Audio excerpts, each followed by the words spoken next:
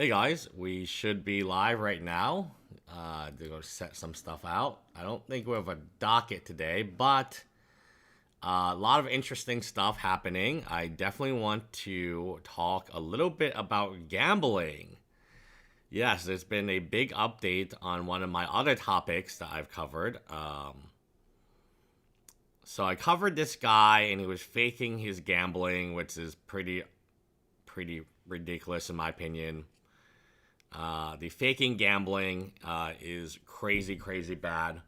So we'll cover Josh. I just want to give you an update on the gambling video I made. A lot of people didn't like the video because they didn't think it was real, but I'm going to prove it to you that it is indeed real.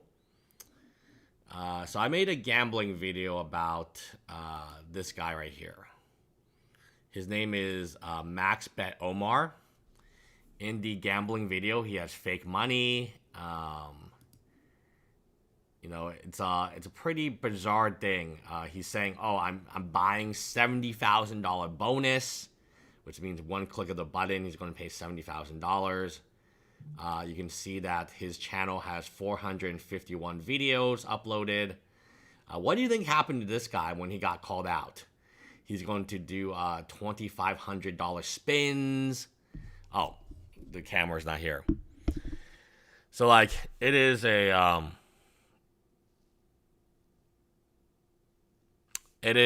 very interesting thing to see this channel and all the money they're winning. Well, turned out it was all fake.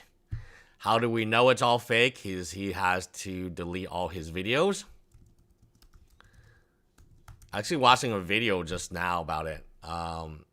So this is the guy, and now he's, instead of betting, $70,000 a spin, he's betting. So there's no more videos. There's, all the videos have been deleted.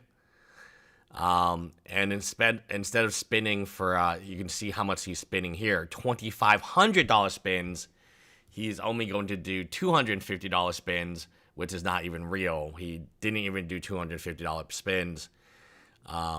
You can actually see from this video, he's kind of stopped commenting. So the one thing I want to warn you guys about is gambling. Alligator is his friend. So him and two other people were caught lying. So they were spinning. So spinning is so they went from spinning $2,500 to spinning $100 or less. So this guy is, he had another channel that is paranormal channel, which no one believes anymore because he lies about this stuff, right? I don't really believe in paranormal stuff. And then he's talking about, oh, you can win $2,000. But look, he had this many, they've all been deleted. He had 451 videos, and now he has 6 videos. Okay?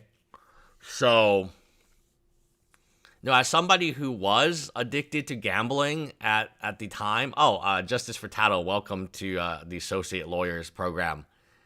I just find this really despicable, right? Because look, he's trying to say, oh, I'm spinning $1,700. This guy can't even afford $100 spins.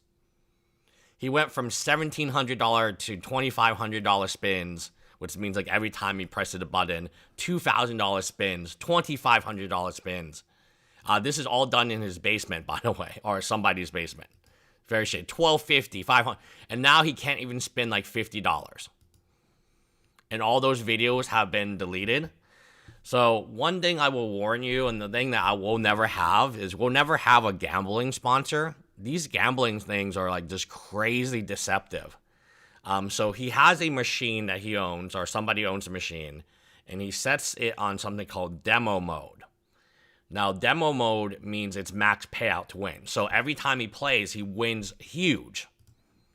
He wins a huge amount of money. $4,000 spins. I took a loan, $150,000, 12. The guy. So before he got in touch with this machine, he had home. He was spinning $10. Now he's back to spinning $10 a spin.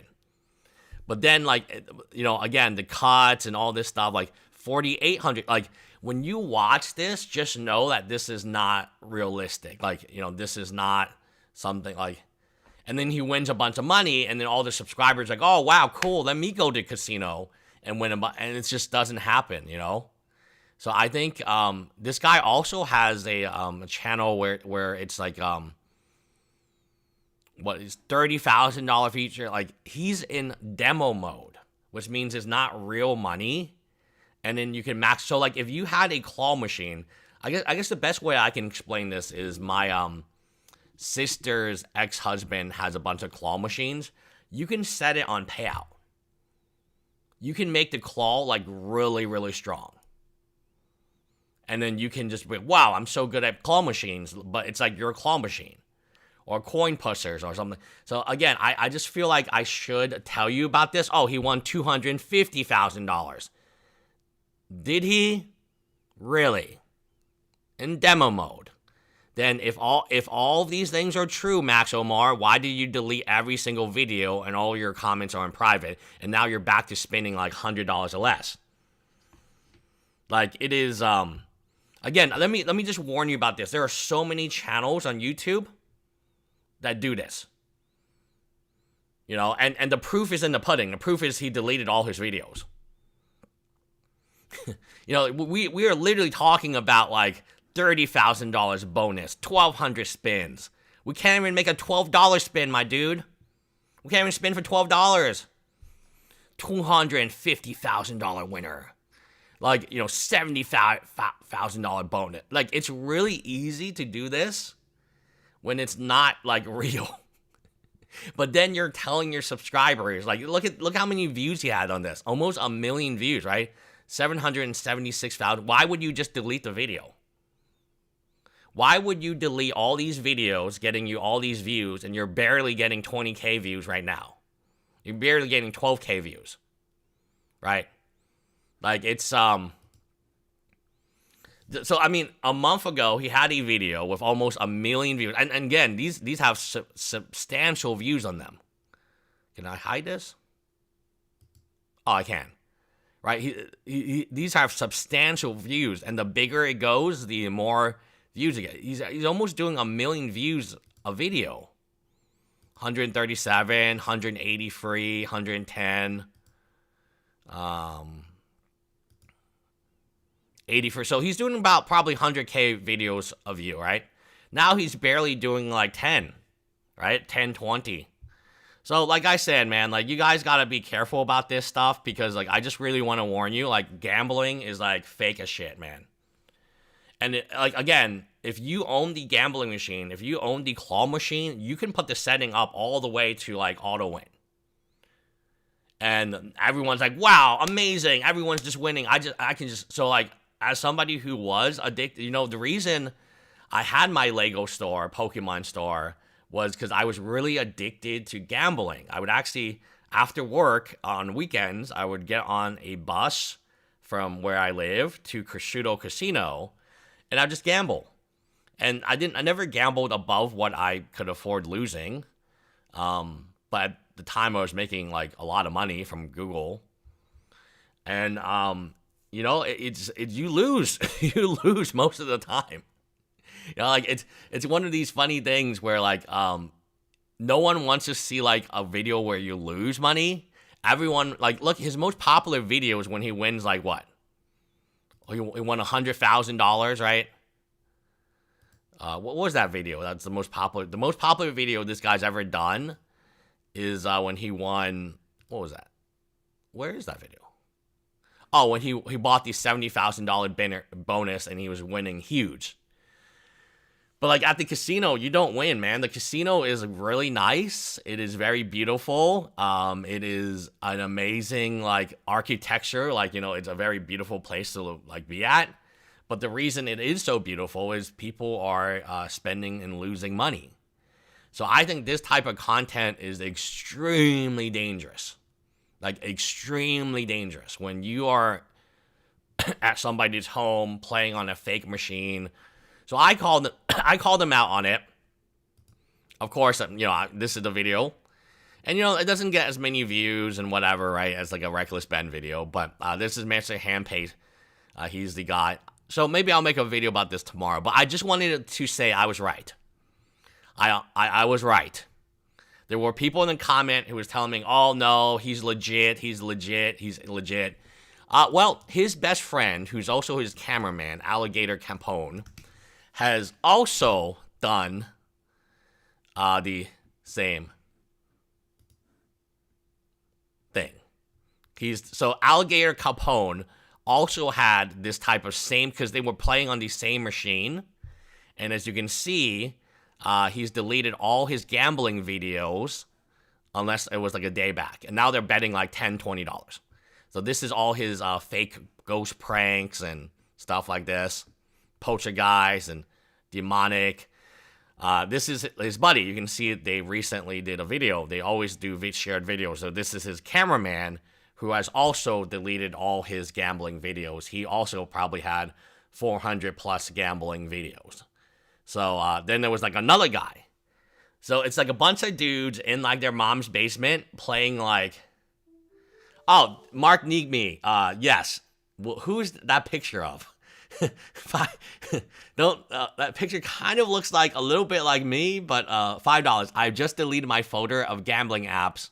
Thanks for the inspiration. Laugh out loud. Oh, thank you for D+, member for 5 months. 5 months of Lust streams, never a dull moment. Yeah. So this guy, again, deleted the same thing. They're tagging Max Omar. So I want to tell you this. Before we begin anything today, I want to just tell you the danger of like these gambling channels that are not actually gambling. They make it seem like, oh, I can just spend $70,000 at a click of a button. And yeah, Alex is correct. Gambling, thank you, Alex, for the $2. Gambling destroys lives. And I'm saying this because every motherfucker has like a gambling sponsor now. Like, have you noticed? Like, everyone is sponsored by gambling. Every ad, whenever I'm watching any sport, it's like gambling commercial, another gambling commercial, another gambling commercial. And it's even easier to gamble. Like, I had to take a bus I had to take like a 2-hour bus ride to gamble. Like, this was back in like 2014, before DraftKings, like all these online casinos, and now it's like really easy to gamble. But like I said, just be very careful, because not everyone who's gambling is actually gambling. Many of them are paid. Many of them are using sweepstakes. If you know what that is, you should avoid that, because that's not real. I think I just want to do like a gambling act, because like gambling live stream sometime, because it is really bad. It is really, really bad, especially in the Pokemon community. Okay. Let's talk about Josh Johnson. He is advancing longevity medicine. He's an educator.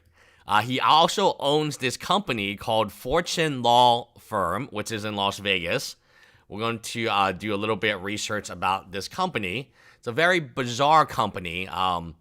Again, it is a law firm. Josh Johnson is not a lawyer. He is a talented, esteemed entrepreneur and expert in the realm of advanced tax strategies and asset protection. Wow, okay. Very similar to Legally Mine. Through his insightful presentations, he has empowered professionals. Like what I said is, like, I would never, like if something bad happens to you, you should have the right to sue your dentist.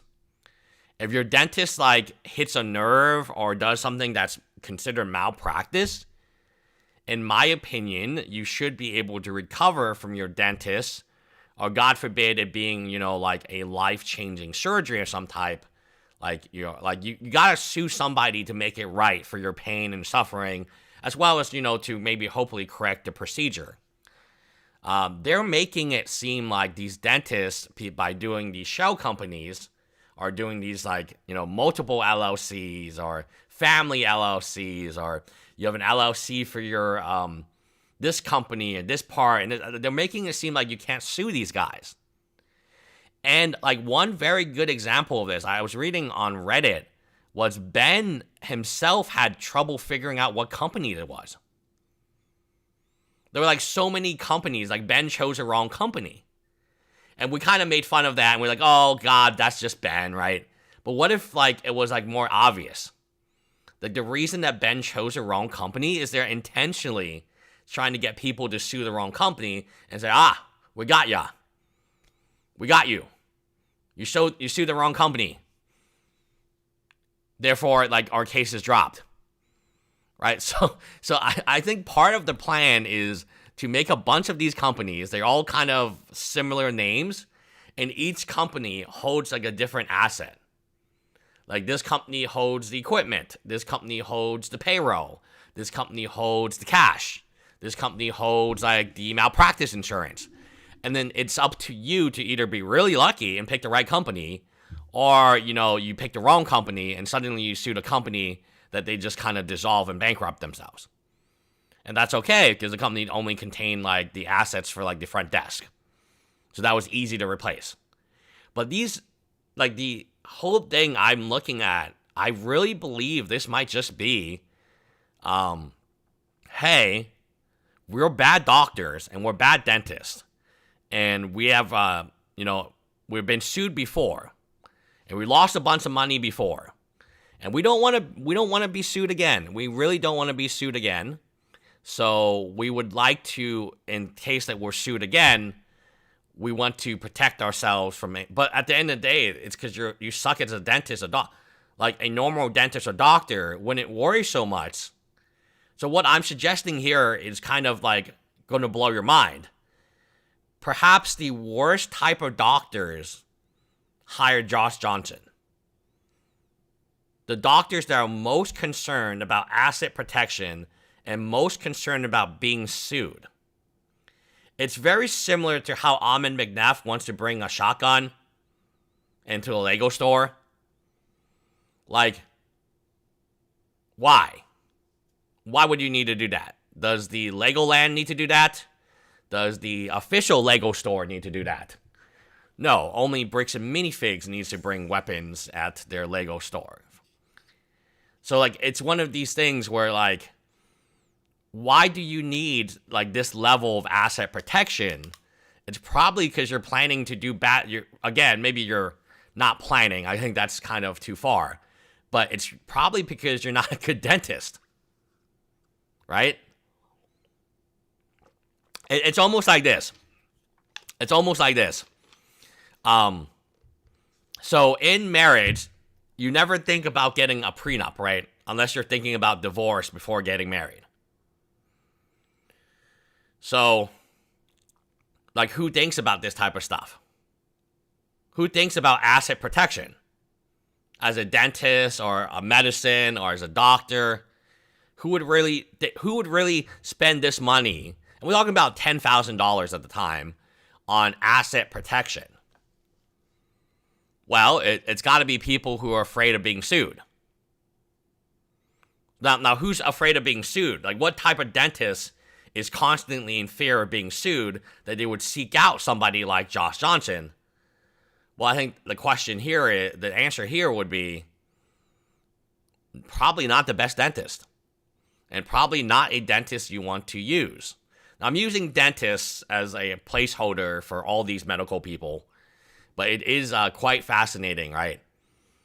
And the Fortune law firm is also very interesting company.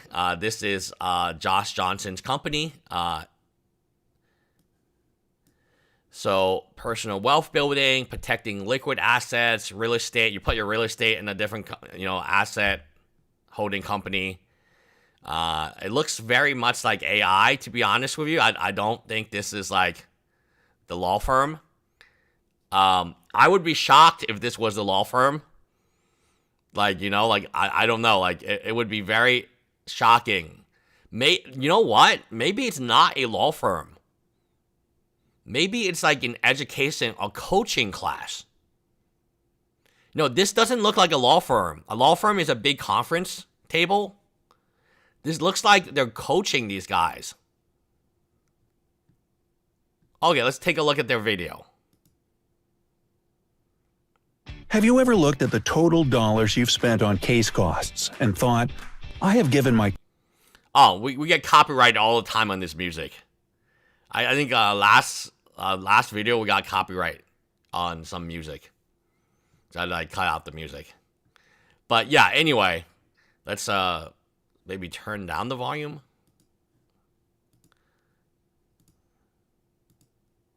Invest in cases, retire, unlock, pay firm overhead. Yeah, so they're using some type of graphic here. Interest, time, Fortune law firm. Okay, Fortune law firm. So these are people afraid of being sued. Law firm financing. Tax strategies. If this is Fortune law firm, this is like a really nice law firm. Paying for child tuition. No, again, I think their clients are medical dental professionals. Right? Agents. Become an affiliate. What? Trump's one big beautiful bill. They haven't posted since 2025, but they were posting blogs. What type of agents? If you are a client or potential client of Fortune law firm, do not create an account. It will ask for payment information that does not apply for you. If you are a new agent, please click create account to access to affiliate resources. Oh, wow. Okay. So I think this is affiliate. Are you interested in increasing your commission 3.5 times to 7 times? We have programs that will allow your clients to put a lump sum into their insurance contracts in the first year or 2 years without it turning into an MEC rather than spending it over 7 years. That means your clients will have a death benefit that is between 3.5 and 7 times larger than it would be otherwise. Get a jump start on cash value growth and end up with tax-free retirement benefit far larger than anything else they could have done with that money. Your client is happy and so are you. We also got a program that will allow your clients through the use of cash value insurance. Oh, wow, it's insurance. So nothing ever is like this good in life. If somebody says, hey, do you want to make 3.5 to 7 times as much money? No, it's never that easy. How to protect my real estate. How to protect my business equity. Trump's tax plan. What entity is best. Nevada versus other states. Very interesting stuff. Like, I haven't dug into it. I know BJC digs way deeper into this type of stuff. I haven't dug into it, but it is pretty fascinating. It just seems like multi-level. Again, I'm going to give my opinion. It just seems like this is some type of like, hey, you guys become our agents, and we'll do some training for you, and then you guys go out and sell a product, and it's one of those things. Like it sounds like it's life insurance. I don't know why they're talking about like people dying, but it sounds like it's some type of life insurance thing.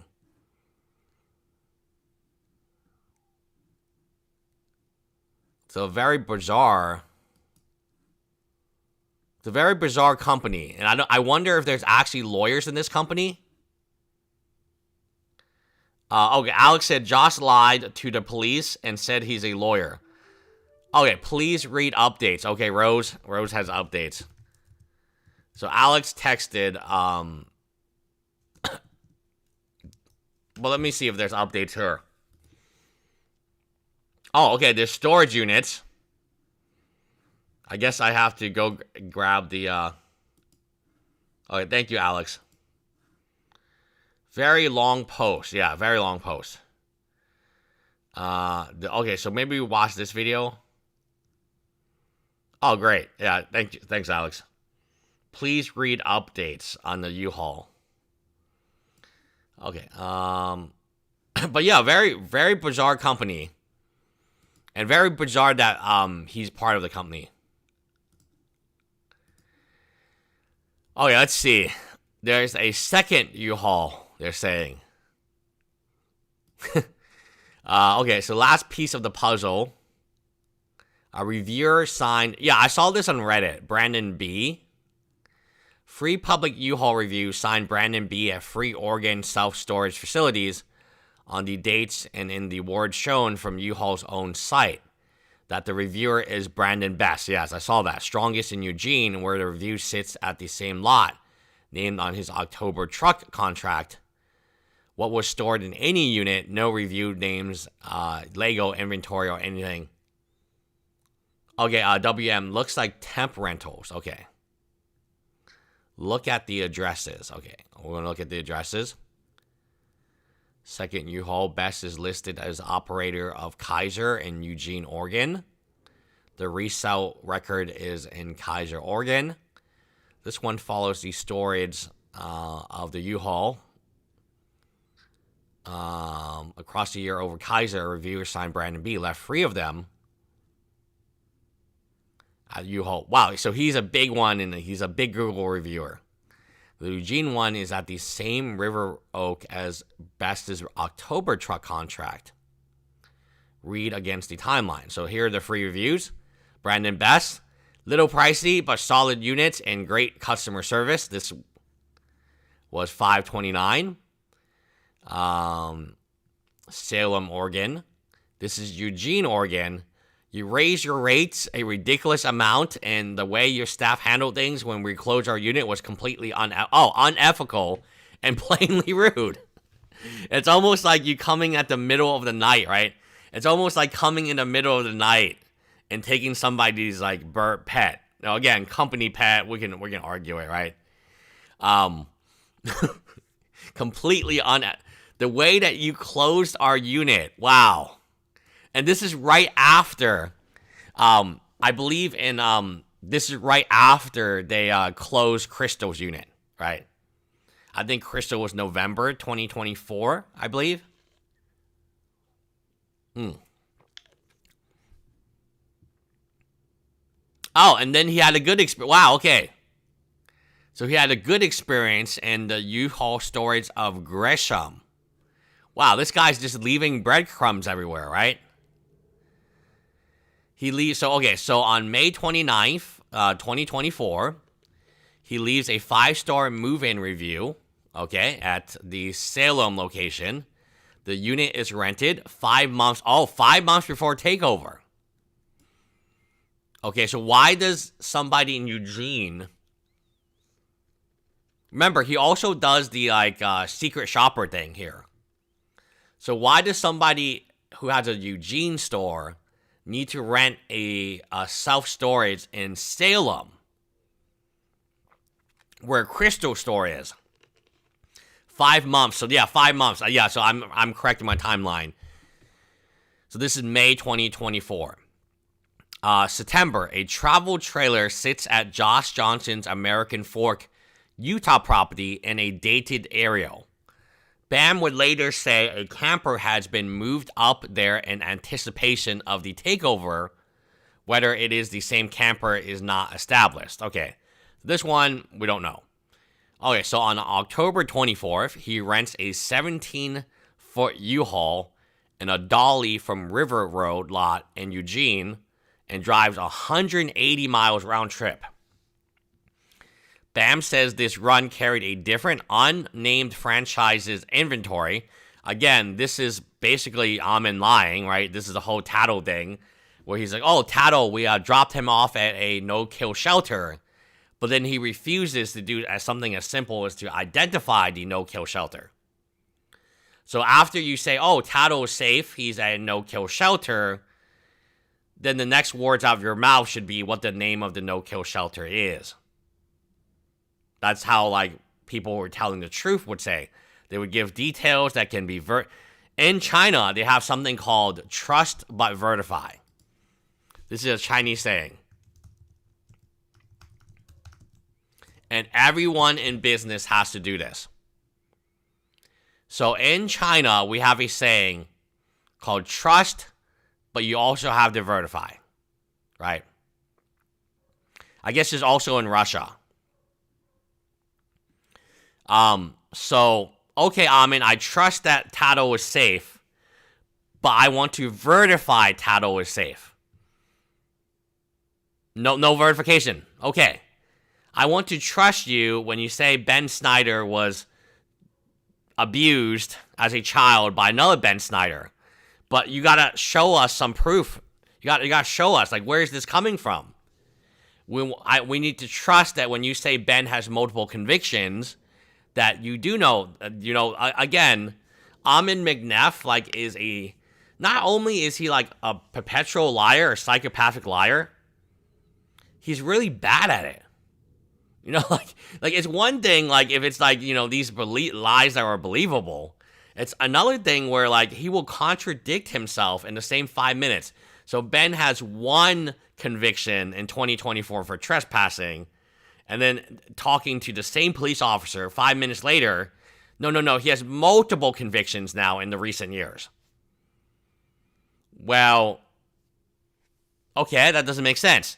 And then Ben was abused by another Ben as a child, and that's why he is, coming after us, and he's mentally unwell. And it's like, okay, we trust you, but we need to verify. Like, where's Tattle? Why can't you just simply tell us what no-kill animal shelter Tattle was dropped off at? It's weird, right? Okay. Best rents a 15-foot U-Haul in Eugene with no towing equipment and drive. This guy, you gotta admit, this dude is working hard for his money, man. This guy is driving almost 200 miles round trip, and I mean, that's not easy to do, guys. This is not like a fun drive, right? In November. So the Kaiser store is taking over the same day. Yes, this time here. So it looks like he was kind of planning it. And then the truck in the morning is returned to Eugene lot. Lego sets matching Brian Menzel's consigned collection begin appearing for sale on Eugene store's own website. Brandon B. leaves a one-star closeout review at River Road lot in Eugene. When we closed our unit, a unit is given up about 7 weeks after the takeover, the same lot that rented the October truck. Brandon B. then, it looks like they're moving the assets. It looks like, it's too obvious, right? Like, hey, it's too obvious. We took a U-Haul from Salem to Eugene. Then we rented out, I guess, a locker in Eugene. And now we're getting, now this Reckless Ben guy is coming along, and he's asking all these questions. We gotta get these Legos from our Eugene storage into a Gresham storage that they cannot find. But then, so again, they're trying to do the shell game, right? Haha, so you see? Or we don't have, anything in Eugene, Oregon. And it's like, wait, no, like, it's been moved. And because Brandon Best is such an idiot, he actually told us where he moved it to. Gresham in Portland Metro. The Menzel matching set keeps listing on Eugene's store site, a few at a time, month after. Yeah, because they now have storage. So the thing is, they probably can't put so in their mind, okay, this is how they're going to get away with it. I get it, because I've had collections before come. So if you steal our huge Pokemon collection, let's say you steal a $200,000 Pokemon collection, and it has like 10,000 cards. You don't just put all 10,000 cards for sale at the same time, guys, on eBay. Like, no, that would be too obvious, okay? What you need to do is, you need to store them somewhere that is not like near your home, right? Because then people say, oh, it's yours. You need to store them and then slowly leak them out, right? Because just like Pokemon cards, Lego sets are fungible items. So you always have, oh, well, that's our Lego set. So because you don't want, if you had like, let's say Brian Menzel had 500 Lego sets and you put all 500 out, all 500, then it would be obvious. But if you have 5 out, you could be like, well, we just had this come in from a customer or whatever, right? Then they sell, then you put 5 more out. So it looks like in the law, we would have something called mens rea, intent. It looks like they had a plan all along. We thought these guys were idiots. But given the complicated pre-planning and then kind of the post-planning, it seemed like they really did have like a good setup. They're going to take all the Menzel collection, they're going to move it to some place safe, and when they felt like the Eugene, Oregon place wasn't safe, then they took some of it to sell slowly. Because like, let's say, I still have Jules' Pokemon collection here with me. I haven't actually done very much with it. But, let's say, Let's say, somebody steals this Pokemon collection. And it's, it's got some Bidoofs, got like this. And they steal a bunch of Pokemon cards, okay? It's a large collection, which this was. And then they, on eBay, they list every single card they stole. It would be super obvious you stole the collection, okay? Because your list would match my list of stolen stuff. But if I just sell the Bidoof by itself, and then, a few months later, then I sell the other Bidoof, right? Then no one can accuse me of stealing because I'm selling. The interesting part, and the reason that so many people are buying Pokemon cards and Legos right now, I think it's like, A, to maybe avoid taxes, and then B, I think it's a very fungible item, right? So this Charizard is similar to other Charizard. Like, again, there's nothing that makes this unique. Lego sets, same way. They found the perfect crime, if you will. Because they can always say, oh, well, yes, Brian Menzel had this Lego set, but that Lego set also came in. What's your other proof? And then they're selling 5 or 10 Lego sets from Brian's collection at a time. So at no given time do you have enough Lego sets where you could say like, oh, wow. Actually, a very interesting case in law is there's parking places in Houston where it says you can only park here for 1 hour. And how the meter maids get you is they actually, they look at your tire and they look at the rotation of your tire. So they take a picture of all 4 wheels of your tire. If they are in the exact same location, then they'll give you a ticket after that, if they see you again. Because you could technically, park there for half an hour, drive away, and park there again. So how they catch you is probability. What is the probability that all 4 of your wheels are turned exactly in the same position as it was before? Very slim. I think I read a legal case about that recently. I don't know. It's like my mind is like always moving very fast, so I can't always clarify what's on my mind that well. But it's probability, right? So what's a probability that you have 5 sets that are 5 Star Wars vintage Lego sets that are similar or identical to Brian Menzel's collection? You could make the argument that it's actually probable, right? Star Wars is really popular, vintage Star Wars sets, okay, and then Brian had a lot of duplicate. You could make the argument that. You couldn't make the argument if you had 500 sets, and all 500 sets were located in a storage facility. I think that's why they had to move the storage, because it was Reckless Ben was on the case. At the very least, Crystal, Brian Menzel. So at this point in time, Brian Menzel, you can actually,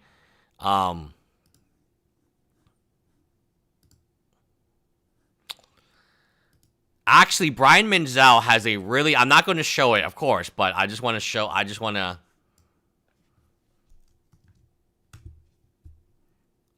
Reckless Ben has a really good, video recently about this. I think I could read you some comments, right? That would probably be the best way. It's worth paying your $8 to $10 a month to support Reckless Men. Oregon police are like, whoa, we want no part in the Utah PD's civil rights case. Let's have a good faith conversation and help you guys out as much as we can to avoid any lawsuits. Which is smart. I don't know. The timing was a little weird, right? Just become a member of the video. Did Amon make false police reports and death threats in Utah? Blah, blah, blah. Wow, definitely not Asmongold. I haven't read the 30-page report. Adds me a month. Yeah, but this is a very honest discussion that Brian Menzel is talking to them about. Like, and he answers a lot of the questions I had. You know, if I were to interview Brian Menzel, I think one of the questions I would have is, why did you choose bricks and minifigs?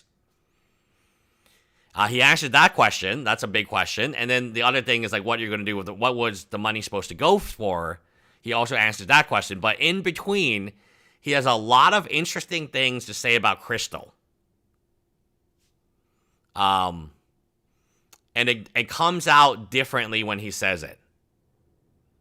That's all I'm going to spoil for you. It's kind of, you know, if anything, I'm helping Ben sell his Patreon right now. But not spoiling it. But yeah, these big questions include, and the relationship with Crystal, right? Oh, thank you, Dream Signal, so much for the one gifted membership. Thank you so much. But these are really interesting questions that exist, and then they are answered, right? Yeah, thank you so much, Dream.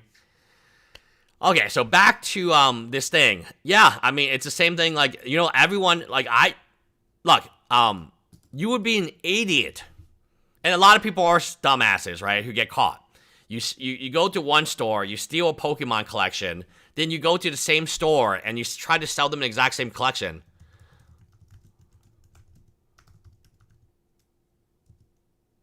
Pokemon store catches thieves who stole from another Pokemon. This is the only way to catch them. And it happens a lot more than you think, where Fox News, thieves steal one piece. Oh, geez, this is today. This is today. Oh, wow, they're stealing a Malborn. Yeah, so Pokemon theft is on the rise. That's probably why, like, you know, I can't find a safe place. Everywhere I live kind of sucks, to be honest. Like, I didn't realize, like, how, like, bad the area is, like, until I started looking for commercial real estate. So, like, let me show you the funny part.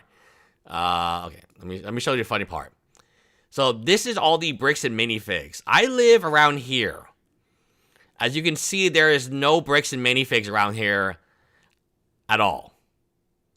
And for the life of me, I didn't really understand, like, okay, why don't I just open, like, a Pokemon store here or something like that?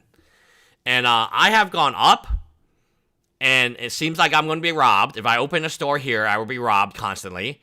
I've gone to the left. No. To the right. My right. And it seems like they would definitely rob me here. This place definitely doesn't seem super safe. I have gone to the south, Aldine. And, yeah, it's like dirt roads. Like, and you know, and I'm like, well, this place is definitely not safe. I've not gone here yet, but I'm supposed to go here, like, this weekend to take a look at, like, spring and... But, like, oh, man, opening a store is such a headache. So I've been in a pretty awful... Like, my mods will tell you. I've been in a pretty awful mood. Because every time I look at a store, it's getting, like, progressively, like, more dangerous. Like, to the point, like, I don't even want to be there to look at the store no more. But my dumbass real estate agent, you know, again, it's not like, you know, I gave him, like, a premise. We can spend up to $2,000 rent. We don't need a huge place, but we do need, like, a commercial facing. So I'm getting very discouraged, right? And again, it's not like my mods or anyone's fault, right? But, like, it is very depressing as hell. I now know why there's bricks and minifigs literally everywhere. There's, like, ones in Sugarland, too. Where's the one in Sugarland? There's even more. No, I'm not joking. There's even more bricks and minifigs. I don't know why they're not popping. Oh, here we go. Look at the bricks and minifigs. So, like, The only place that doesn't have a bricks and minifigs, and look at like downtown Houston's got like all them stacked together, and then like they're so close to each other. This is another reason Quiznos went out of business, or Quiznos is a terrible franchise, and they had 5,000 locations, and they're all like right next door. This is another reason I think bricks and minifigs is going to go out of business, because they're too close to each other. Like, seriously, what is the demand of Lego that you can stack? And this doesn't include Lego. I think there's one Lego store. Okay, there's one Lego store here, but there's another Lego store in the airport, and there's another Lego store in the mall. So this doesn't include, like, multiple Lego. I think there's one in Memorial City Mall, too. But I know there's one in Willowbrook, because that's the one I went to. Costco sells Legos. Like, Target sells a lot of Legos. GameStop has a shit ton. Like, everyone is selling the same item as you. So then my question is, why is there so many of these stores, like, so close to each other? The demand for, like, Barnes & Noble sells Legos now. They have, like, a whole Lego, like... I have no idea how these places are going to stay in business. Outside of, like, stealing from their customers. Outside of legitimately stealing from their customers... I don't know, like, because every mother effer is selling Legos now, from Target to Walmart to, have you seen the Legos at Barnes & Noble's? They have like a whole, like, they don't sell no books anymore. They just sell board games and minifigs, what, Ollie's, I went to Ollie's the other day, and they have a bunch of, like, cheap Legos, like they're lowballing their customers like I don't know how these places are in business.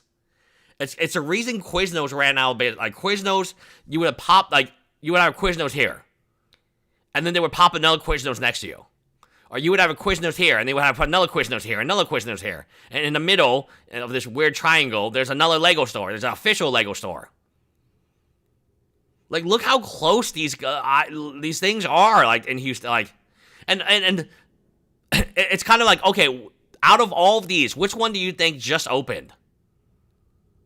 If you had to take a guess right now in chat, I do have chat open. I'm just not trying to pay attention to it as much.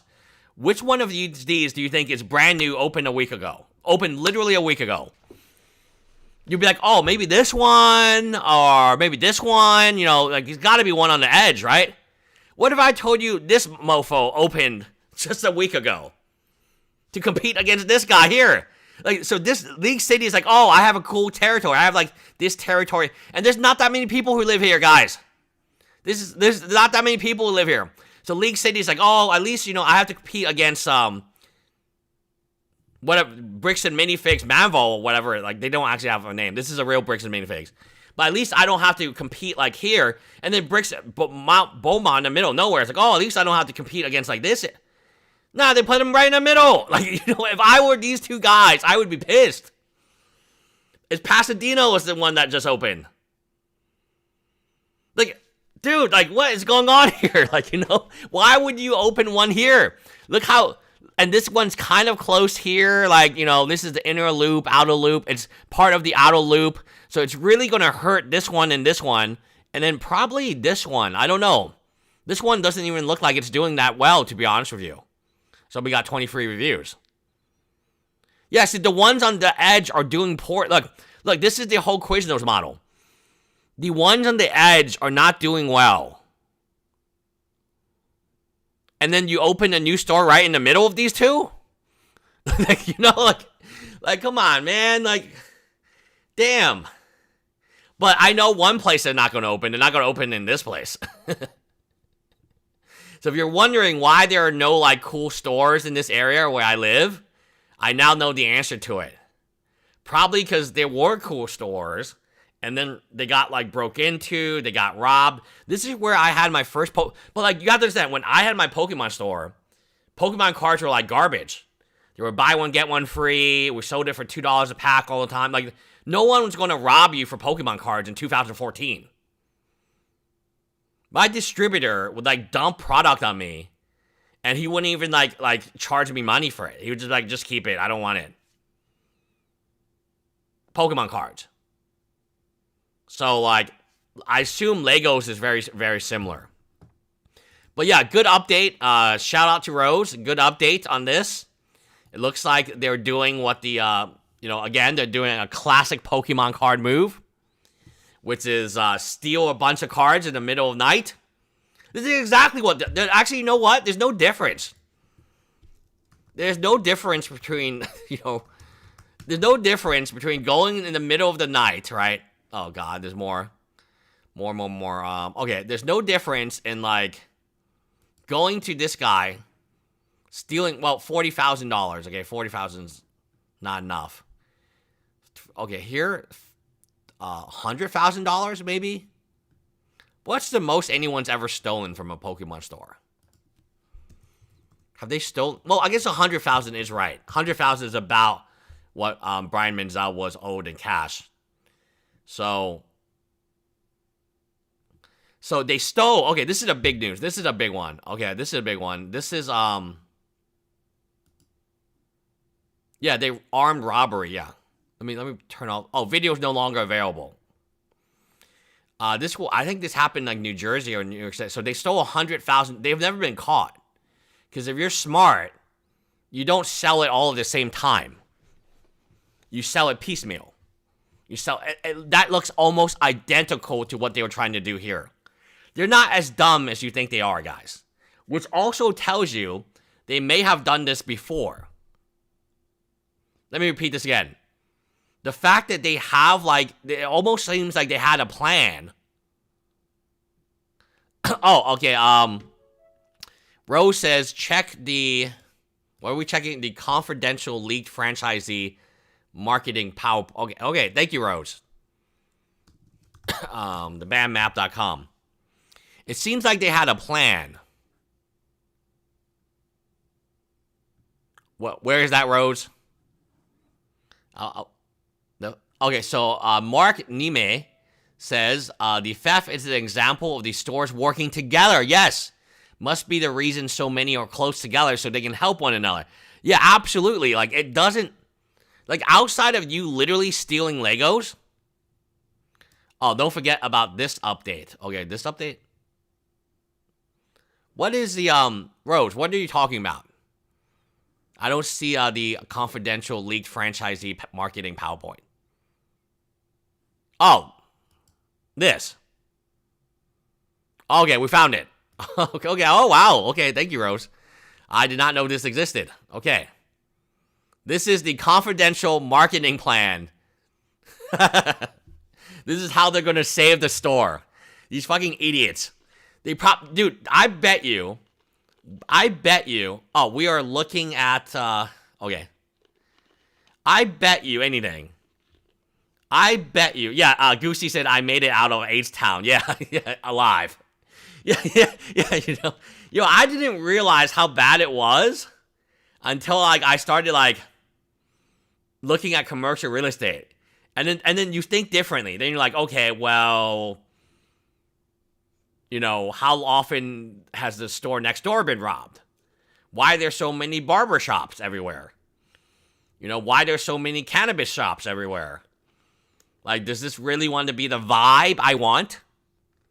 And the answer is no. I don't want a vibe where I have to bring a shotgun to work. And, like, God forbid a YouTuber come in, I just have to shoot them, right? I mean, come on. What else am I left to do, right? I don't want to pay security guard money.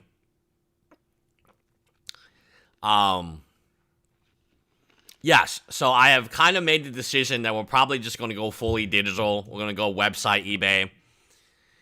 We're going to go website, eBay. We're going to hire some people to work in my garage, in my home. And there's just going to be, we need an eBay lister. Obviously, this is all in Houston, by the way. We need an eBay lister to list on eBay, and we probably need a whatnot streamer. I'm not going to do it because, like, streaming already is hard enough for me. I'm just going to continue to build this channel. But my other channel is, like, really successful. I didn't realize how successful it was. We were making, like, $6,000 a month in ad revenue from just, like, buying people's collections. All right. the Lego and the aftermarket, bricks and mini. Oh, financials, territory. Yeah, man.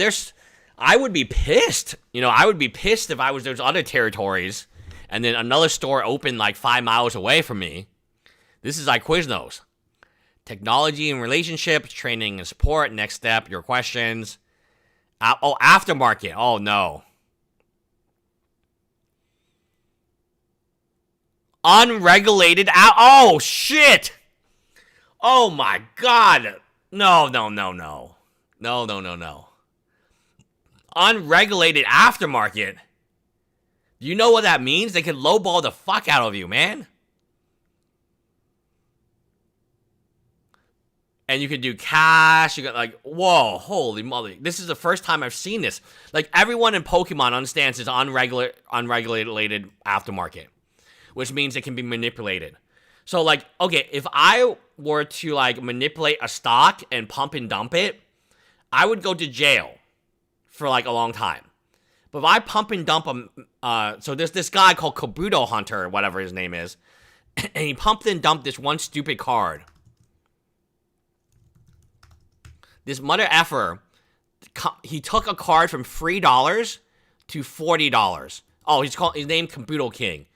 And if this was a stock, he would go to jail.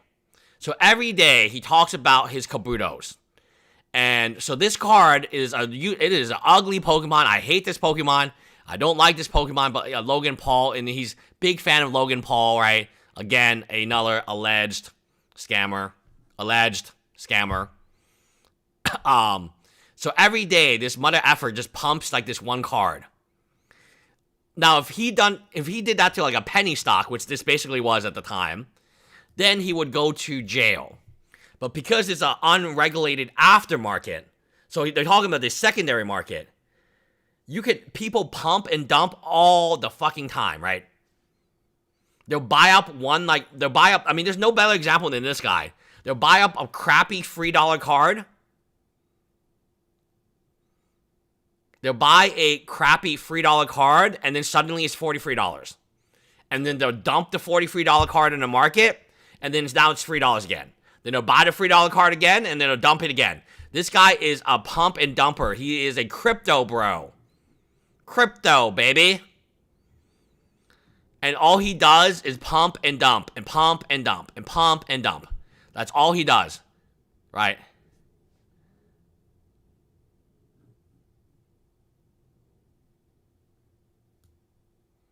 So, are they doing that to the Lego market? I think so. I mean, if you buy all the Ahsoka minifigures, and you just get like and you just go flash buy and you buy them all, the price has just gone up because you basically cornered the market. So, like any collectible item, if there is a very oh shit, I can tell you that. No. I have better for you. So, No, I have ballot. There are Lego scalpers right now. So just like there are Pokemon scalpers, there are Lego scalpers. Where are they? I saw pictures of them the other day. Don't pay the scalpers. Yeah, there are people who will go to Costco and buy, just like Pokemon. Look up Midland, Michigan, BAM. They posted a video 14 weeks ago, store tour. For $30K, okay, thank you, Billy. For $300K, I've seen garage sales for more Lego. But Billy, their plan is to lowball you. Their plan is to get the unregulated aftermarket where they can lowball you. Sent video and PM. Okay, so Billy has a PM. He sent a video. Oh, that's Billy. Okay. Oh, we'll take a look. Thank you, Billy. Where's our volume? Store tour. Okay. Hi, welcome to Bricks and Minifigs Midland, and you guys want a tour? Store tour. Okay. Lots of used. And remember, the initial investment is $300,000 to $600,000. So when Billy says $300,000, that's the low end. Sets for sale. People sell back their Lego to us. Yeah. And for you to store credit, or and then we. So they either steal the, oh my God, it's an elderly person. I was going to say they steal from the elderly, but I think they already stole from the elderly in this case. You put them in here or in the case or fig balls. These are fun. So they're just random figs that have accessories in them that I say when we're building these, it's the beginning of a story. For people who are building their own mocks, which is my own creation, or they're building a set from scratch. We have one young man who's working on building the whole Star Wars Death Star, sourcing pieces from the bulk table. So, wow. And another, it's the minifig maker table. So you get legs, torso, head, hat, hair, helmet, birthday party, all the invited kids, guild. Oh no. The birthday party, guys. Could you imagine going to a birthday party in this type of place now? Everyone is armed, there's a shotgun behind the counter, and the owner's name is Josh Johnson. And like, can I have some more cake? God. Who would go to a birthday party at a place where the vibes are so dangerous? All the staff needs to be armed, just in case a YouTuber comes by, so they can defend themselves against being recorded on YouTube. Like, I mean, I'm not joking here. I'm being quite serious. Like, and then this is something that offends, I guess, a lot of people when I say this, but I don't think this is the proper place for guns. I think there are many locations where guns for used in self-defense, like your home, Castle Doctrine, is a perfectly legitimate place to have guns. But I think, obviously, if you have kids in a gun safe, right? But I don't think a Lego store or Legoland, in particular Legoland, is a place that, like, families go to, a place that kids are going to celebrate their birthday. I mean, our Chuck E. Cheese, like, people talk about Chuck E. Cheese. Yeah, people die in my Chuck E. Cheese all the time. That's how dangerous the place I live in. Somebody, I think, like, a few years ago died at Chuck E. Oh, it was 2022. So somebody got murdered at Chuck E. Cheese. Not joking. How did I pause it? Yeah, somebody got murdered. This is where I live, by the way. So Daniel Browden was charged for the murder of Calgarono Dunez. This was at the local Chuck E. Cheese that I have gone to, not with my kid, but with, my niece and nephew. I will never be going to this Chuck E. Cheese again. I can promise you that after this shooting, the Chuck E. Cheese had absolutely no customers. I promise you the Chuck E. Cheese today still suffers from a dad was murdered in front of his kids at the Chuck E. Cheese of the town I live in. So, Goosey, I took Goosey to the best restaurant we have. Goosey should be grateful I didn't take her to Chuck E. Cheese. I didn't take Alex or Jules to Chuck E. Cheese either, because it would be a very different type of atmosphere. So yeah, it was a 6-year-old and a 3-year-old, and their dad was killed in front of them. Oh no, I guess the dad was already there. They already went to inside the Chuck E. Cheese. It's kind of interesting. They call it a restaurant. I saw him walking up. I got shot. Now, many people will say, why are you so offended by guns? Guns are awesome. I should be able to shoot guns all the time and wherever I go. Okay, so one of my stories, I want to share this story with you guys because I think it's important to get these stories out there.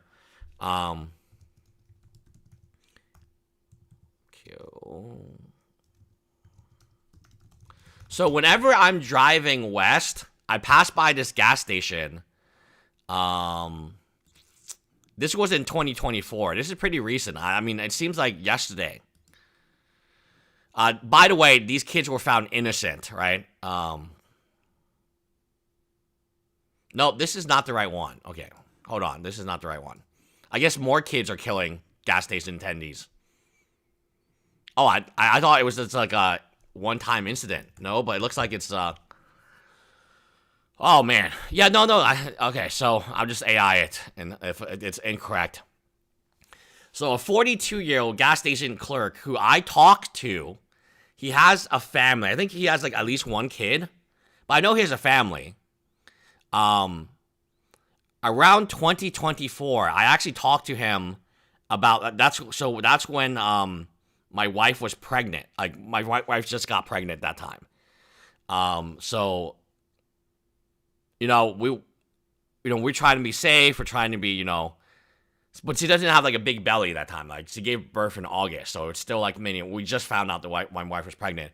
Our gynecologists or whoever, like all of our doctors are around this area. Like I can tell you, it's really, really close. So the employee he does have a family. He confronted 2 teens for stealing a single bag of chips. They altercated to each other. They went in cars, and then the 17-year-old opened fire on the car. So they were driving, and the 17-year-old just shooting just randomly, right? So they could have killed other people. They later were found innocent, by the way. So, yeah, they were found innocent. So murder charges are dropped.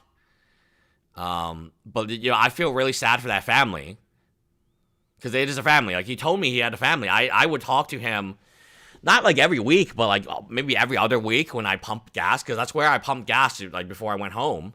Because if I'm going west, or if I'm going up to like Dallas, that's kind of the gas station I would pass by. And at that time, I did have clients in Dallas and so on. So this makes me really sad that teens, very young teens, 17-year-old, is like, they're in cars at this point in time, by the way. So he's trying to drive up to catch up to them. The 17-year-old fires on the thing. It kills him. He crashes. I don't think anyone else was hurt. But it could have been really, what if, I was driving, what if I was driving with my pregnant wife and then he accidentally shot us, right? That could have been a scenario. And this wasn't in middle of night. This isn't that like 2 a.m., 3 a.m. I know people will say that, right? No, it was like in the middle of the day. I think the shooting happened like at like it happened like a really weird time. Like a time that I would be driving. Like, yeah, it didn't happen. I know it didn't happen in the middle of the night. Or like early morning. I know it happened probably sometime around noon. And over a bag of chips. And why does the 17-year-old have a gun? It's because dad gave him a gun. And then obviously they didn't go to jail. They were innocent.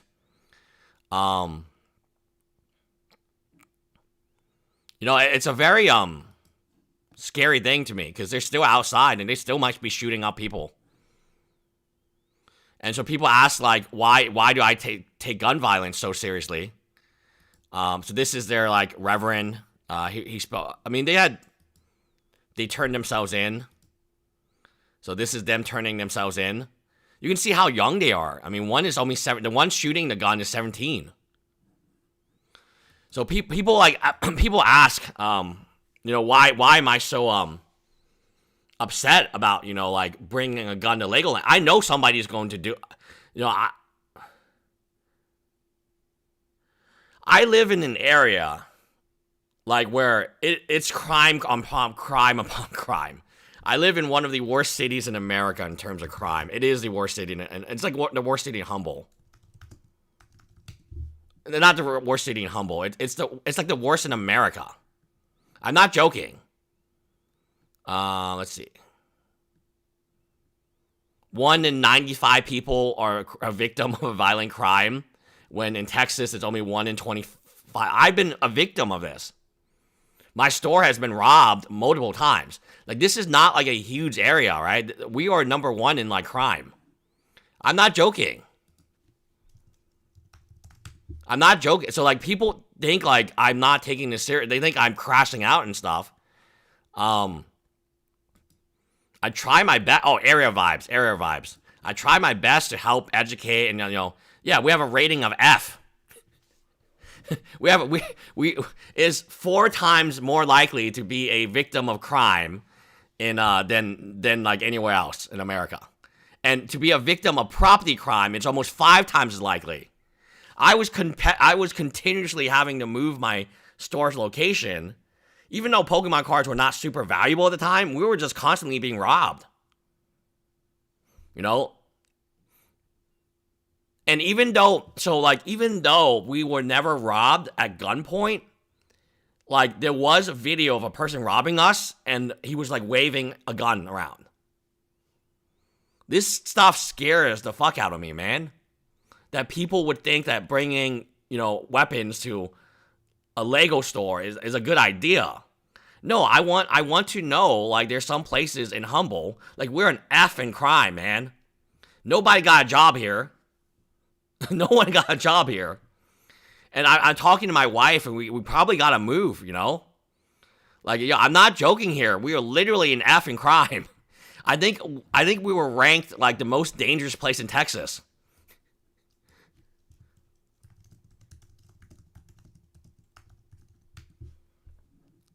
Oh, no, sorry. We are the 12th most dangerous city in the U.S., according to FBI data. Dude, every motherfucker has a gun, and if it's over a bag of potato chips, they will kill you. Not only will they kill you, they'll shoot at they will, like, open their windows on the highway and just start shooting. Do you know how tough it is to shoot a moving car? And you're 17 years old, my friend. Like, do you really need a gun? Right? Like, I mean, like, it's like, oh, we are the 12th most dangerous city in the U.S. according to FBI data. I mean, come on, man. Like, god damn, man. And then you got people like saying, oh, we need weapons at the Lego. We need weapons at your birthday. No. I know exactly what happens. It happens at Chuck E. Cheese.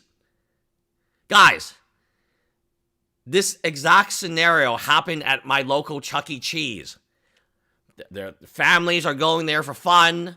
Somebody brings in a gun, and boom, some dad's dead now. Some kids, 2 kids grow up without a dad. You don't think I know what that is? That's my fucking local Chuck E. Cheese. Like, it's the Chuck E. Cheese I've been to multiple times with my niece and nephew. You don't think I know what it's like when one person gets heated at a Chuck E. Cheese and murders another person's dad?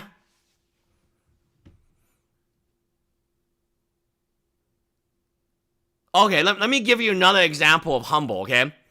There was a story of a nurse. She goes home on, like,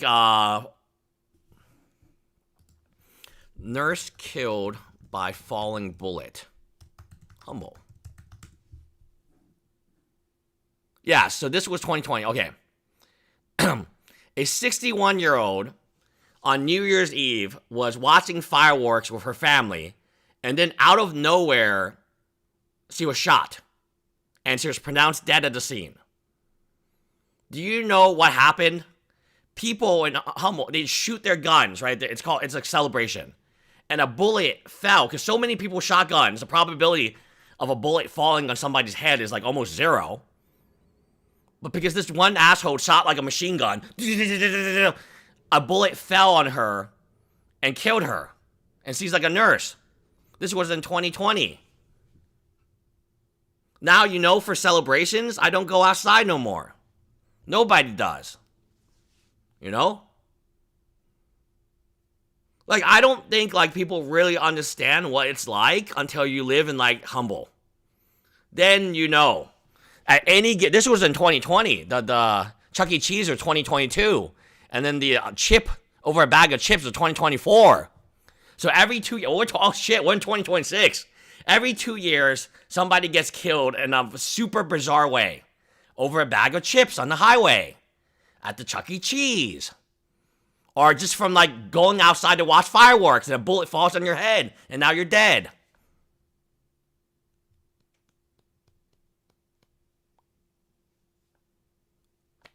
You know, I mean, just go to Legos, build Legos, and enjoy Legos, guys. You don't need to bring your guns at the Lego place. Please, Ahmed Manaf. The last thing you need is a Chuck E. Cheese incident at the Lego place. Because if the owner is going to have a shotgun, trust me, the customers are all going to want to bring in their concealed weapons as well. Because why not, right?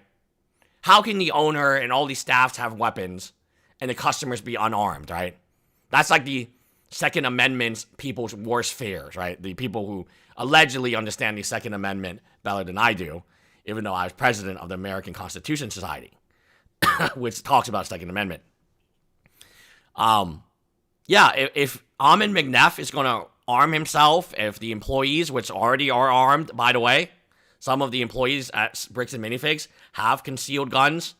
That's been confirmed. At least one of them does. That's been confirmed in body cam footage.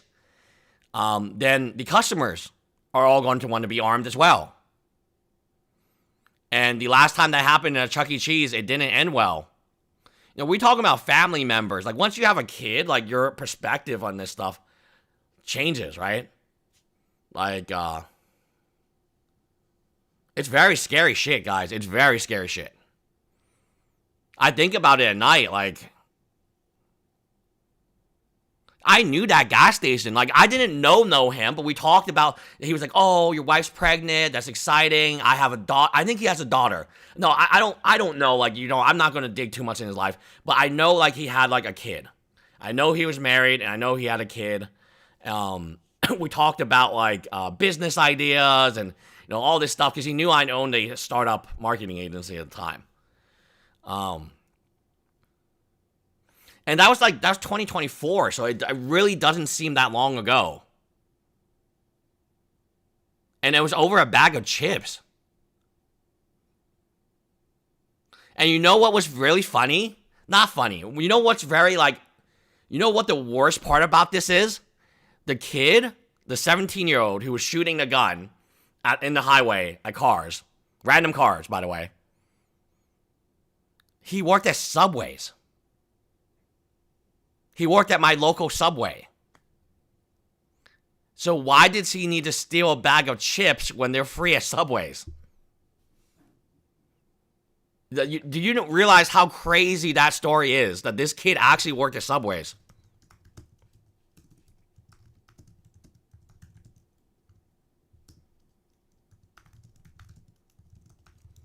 So he didn't need that bag of chips. He claimed self-defense, and then they didn't indict the teen, and again, they dropped all charges. I think they dropped all charges on him. But he literally was, like, he worked at Subways. Yeah, this is the video. A 17-year-old. Let me see if I can play you the video. So, obviously, because they're a gas station, it's all video. But you can check it up. Job of the criminal justice system.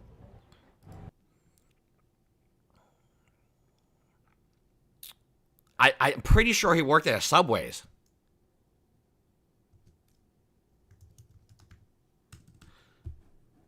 I don't know. Like, I'm almost certain he worked at a Subways. Oh, here. Maybe we'll get more information here.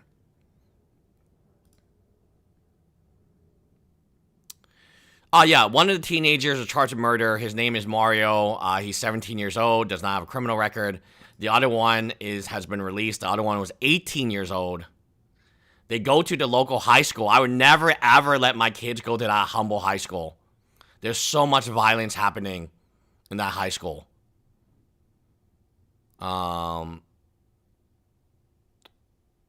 The teens entered. One of them put a bag of chips in his pants. They later left the store.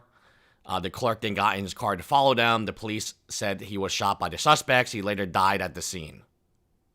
Then they claimed self-defense, and they won, actually.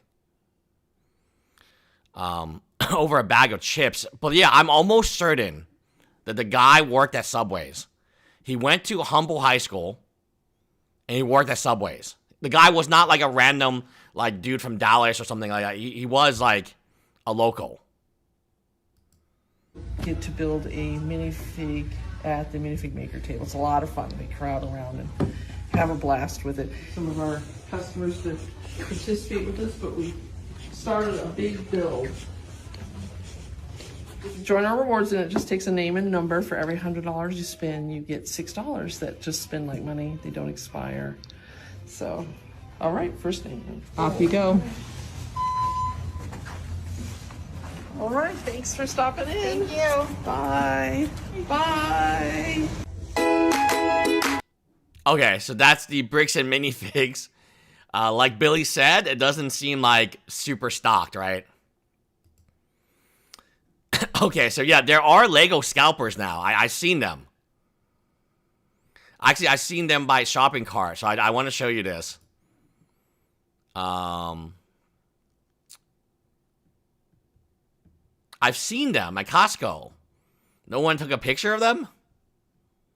I've seen these Lego scalpers at Costco before when I'm like buying my food. Anyway, there are Lego scalpers.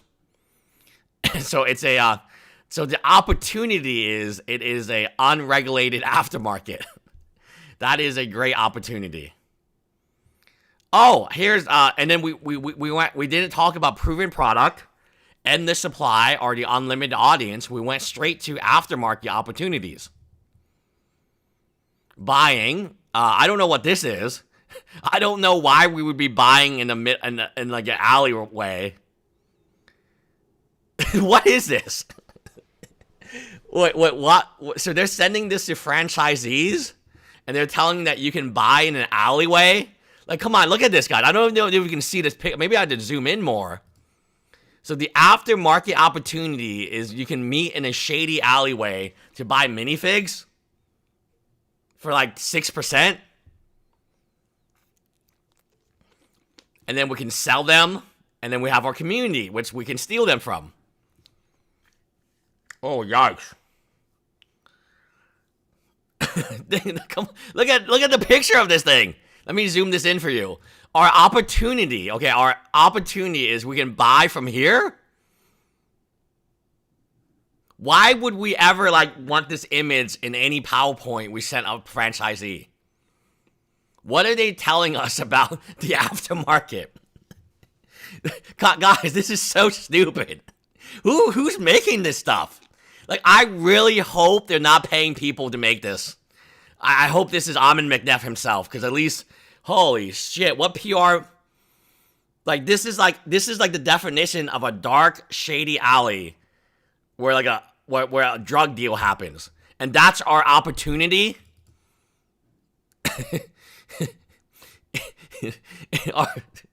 No. Selling is a bunch of these guys, right? Like, just okay. This is even worse. Community is not a bunch of people, okay? That's selling. Selling is the bunch of people, okay? We need to sell to these dummies, okay? These dumb mini blocks. The community is actually no people. So the community shows free people talking, and then instead we have an image of like a garage, not even of Legos, just like, who's making this stuff? Why would this be our community? There's not even any Legos here. There's no people. Like, I'm not positive. If you change these two, still not great, but it would make more sense. So, let me go back. For our opportunity, we can buy from shady people in alleyways. Okay? We can sell to faceless entities. Literally people with no like, these are the only Lego figures that I've seen with no face. Because, like, what part of the thing about Legos, right, is that they have, like, really cool faces. that you can interchange, right? Like this one, Harry Potter, he's got the lightning on him. But so we're going to buy our Legos from shady dealers in the middle of alleys. Then we're going to sell them to faceless people to build our community, which is like what? A yard sale that clearly doesn't have any Legos in it? Who's making this stuff? God, you know what would be the worst? If they spent a lot of money making this. I bet you they did. I bet you, based on what I know about their stupid behavior, they spent a lot of money making this presentation for them. For the franchisees. So when you pay your 10%, this is where the money goes, guys.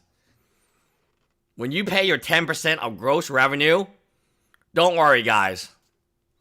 We know exactly where to put the money into. What is Bricks and Minifigs? It is it's an online store that no one uses? Hold on a second. Wait a second. They sell online? Wow. Okay. 10 years of success. They didn't mention the last 5 years where they're going like bankrupt. Founded by Dave Ortiz. Okay, that's good. You definitely know one Amin's name here. Right? I noticed that, yeah, buy stolen Lego, profit. Absolutely. Buy, sell, like, you know, what type of person would be selling to you here? So you're the buyer, okay? But what type of seller would be like, you know what, where we should meet? We should meet in a dark, dingy alley. So you're the buyer, okay? What type of seller are you meeting here? You're meeting one who steals stuff, right? He doesn't want his face caught on camera. You're meeting someone who stole Brian Menzel's collection.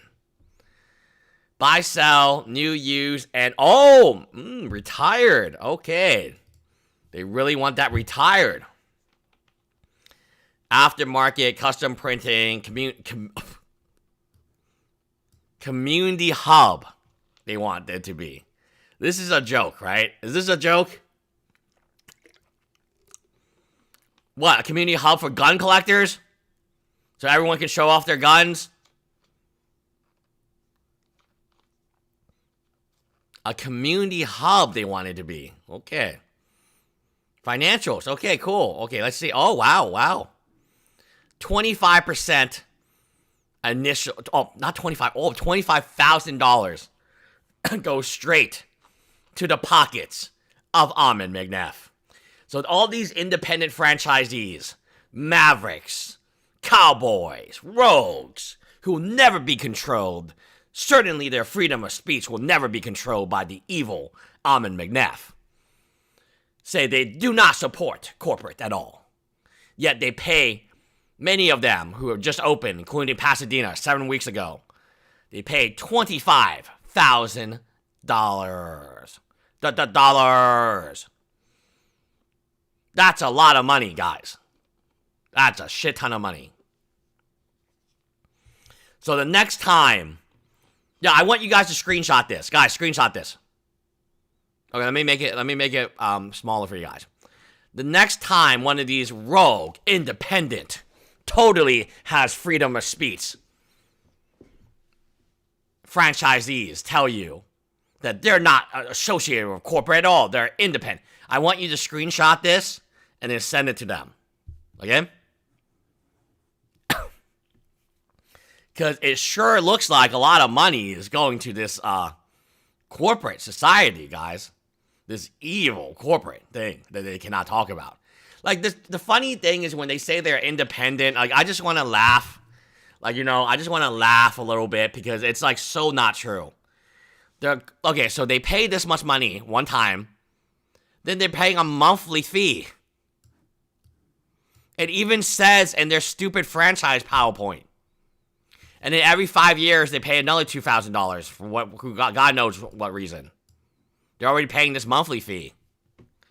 So the next time a Bricks and Minifigs on Facebook normally, They say, we are independent, we're strong-willed, we don't do what corporate tells us to do. Just send them a screenshot of this.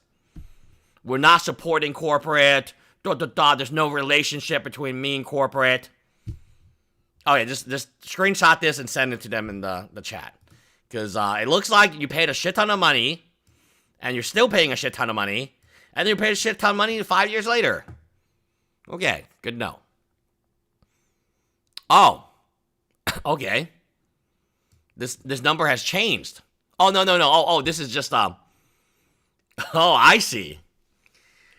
So you're going to pay $100K to $200K, maybe more, for initial franchise fee, initial inventory, which, again, as our good friend Billy showed, is very low inventory. Their shelves are not stocked.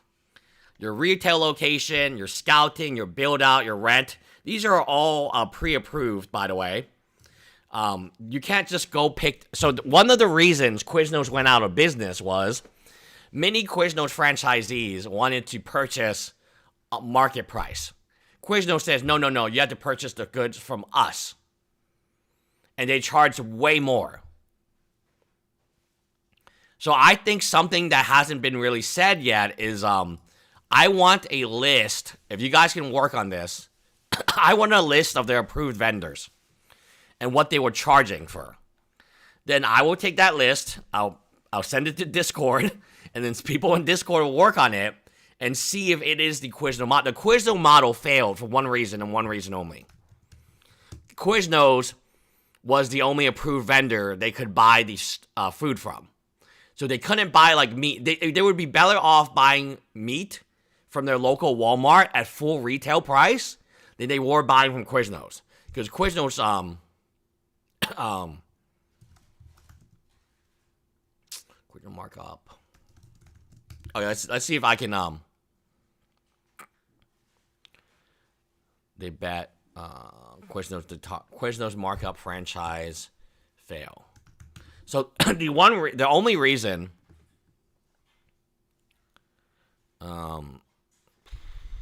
they decline Quiznos. I don't know where any of this stuff is. Oh yeah, 80,000 investment, 200,000. So it's the numbers are identical. The numbers are very much identical to the numbers that you would be paying for bricks and minifigs. Royalties, again, does this sound familiar? Guys, 7%, 4% advertising, 1% in additional markets. So 7% royalties, right? That's exactly the same number. And 4% advertising. Well, it should be 3% advertising. So, people don't know why I talk about Quiznos so much. Quiznos is the exact... There is a one-to-one parallel comparison in numbers. How much money does it cost to make a Quiznos? Well, it costs almost identical, right? Maybe even less.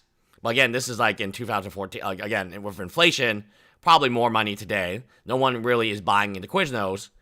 But the main reason Quiznos, when so many Quiznos couldn't survive, was because of the what was it? Quiznos markup on supplies.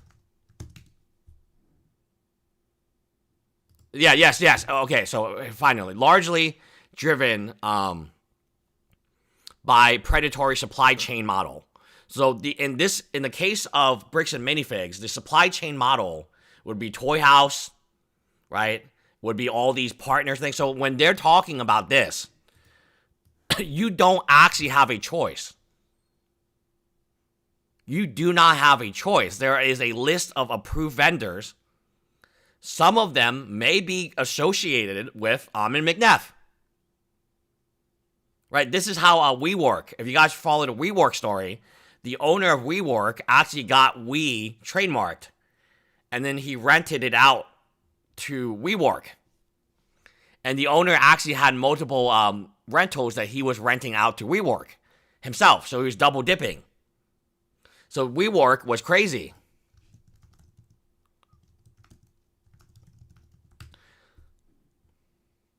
So if you watch the documentary,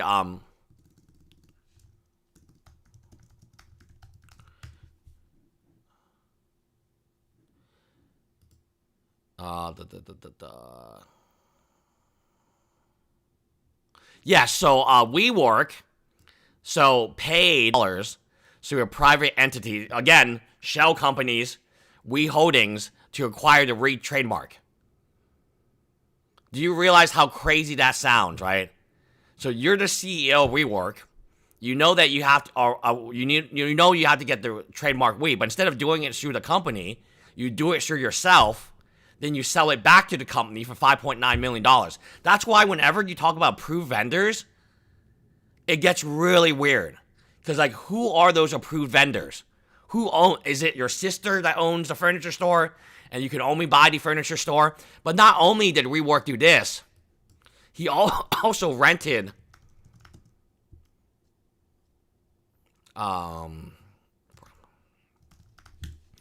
he also rented out he was also renting out the properties. He bought the property, then he leased them for a higher price to co-working startup. So, like, what we're talking about is happening, like, all the time. WeWork, the guy sold the trademark that should have been trademarked by the company for $5.9 million through a second company that he owned back to the original company so he could get paid out. Is Armin McNeff doing any of this stuff? He certainly has a lot of these secondary companies that we don't really know what they're doing, right? We really don't know what they're doing. I'll be honest, we have no idea why he needs that many companies and why they're closing and opening and stuff. But what if they're doing what this guy's doing? What if we could prove this? We just need a vendors list. We just need a vendors list. And so that's why I'm talking about Quiznos so much, is like, this is verbatim Quiznos. It doesn't look the same because it's minifigs and Legos and parties and shotguns, whatever it is, right? But Quiznos had this exact same thing as a predatory supply chain where they just kind of milked. Billy, we weren't not able to find out. We know that somebody related to somebody has a finance company. I think maybe it's Brandon Bess, but we don't know if it's a finance company. So Billy asked, did you ever find out who actually owns BAM Financing Company charging 1.5% per month? No, that would be on the vendor list, right? So we know that all these store owners have a list of things. And it says you can only buy furniture from these guys. You can only buy custom minifigs from these guys. You can only buy new from these guys, right? But I would be so curious to check that list of vendors and see if it's anything like what they're doing. Where they're just draining all their money from the supply chain. Which, again, is Quiznos in a nutshell, right? So when you talk about furniture, I can talk about the point of sale system. You don't have a choice. There's only one approved vendor. So some of these items, there will only be one approved vendor. Those are the companies you got to look really close into. So there's no option. So if you wanted a different point of sale system, Amin said, well, too bad. Suck it, man. You got to use what we told you. It's approved. Right? So that's just one example of one specific system that almost certainly has only one approved vendor. So when you have a bunch of approved vendors, but there's only one of them in each category or one of them in your category, you're kind of like stuck with them, even if you don't like them. Staffing. Ooh, the hell is this? Oh, Billy, we found out. Yes, we found out. Holy shit, we found out. Yes, her name is Jody Rowell. Tenet Financial Group. Home equity. Retirement accounts. Oh, no. Oh, no. I've seen this before. I think the reason, like, I'm the one that I think I am uniquely situated to tackle this issue because I've seen this company before.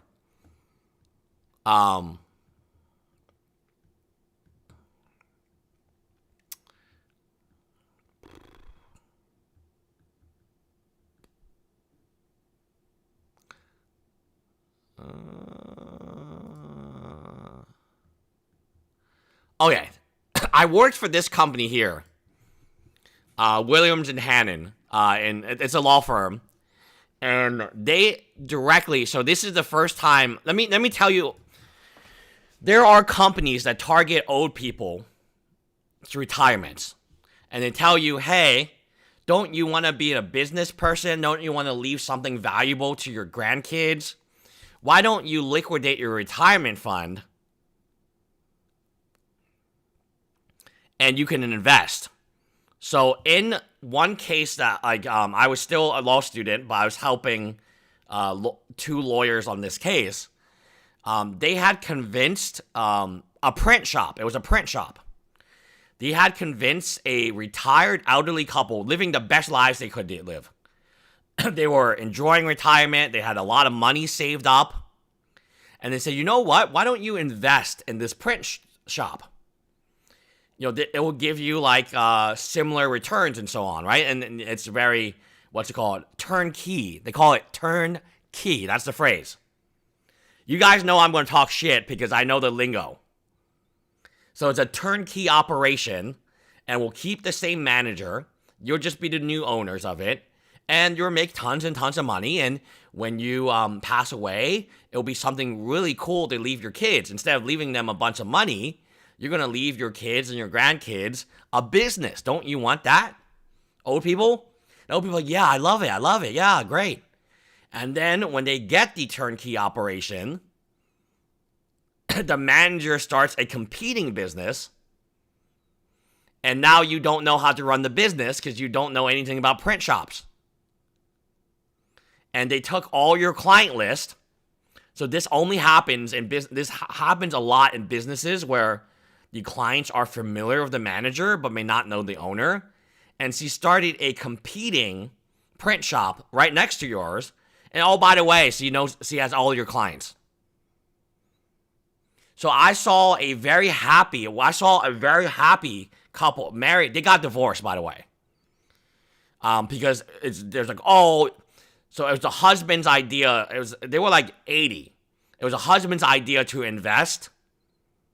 And the wife's like, no, let's enjoy our invest. Let's enjoy our retirement.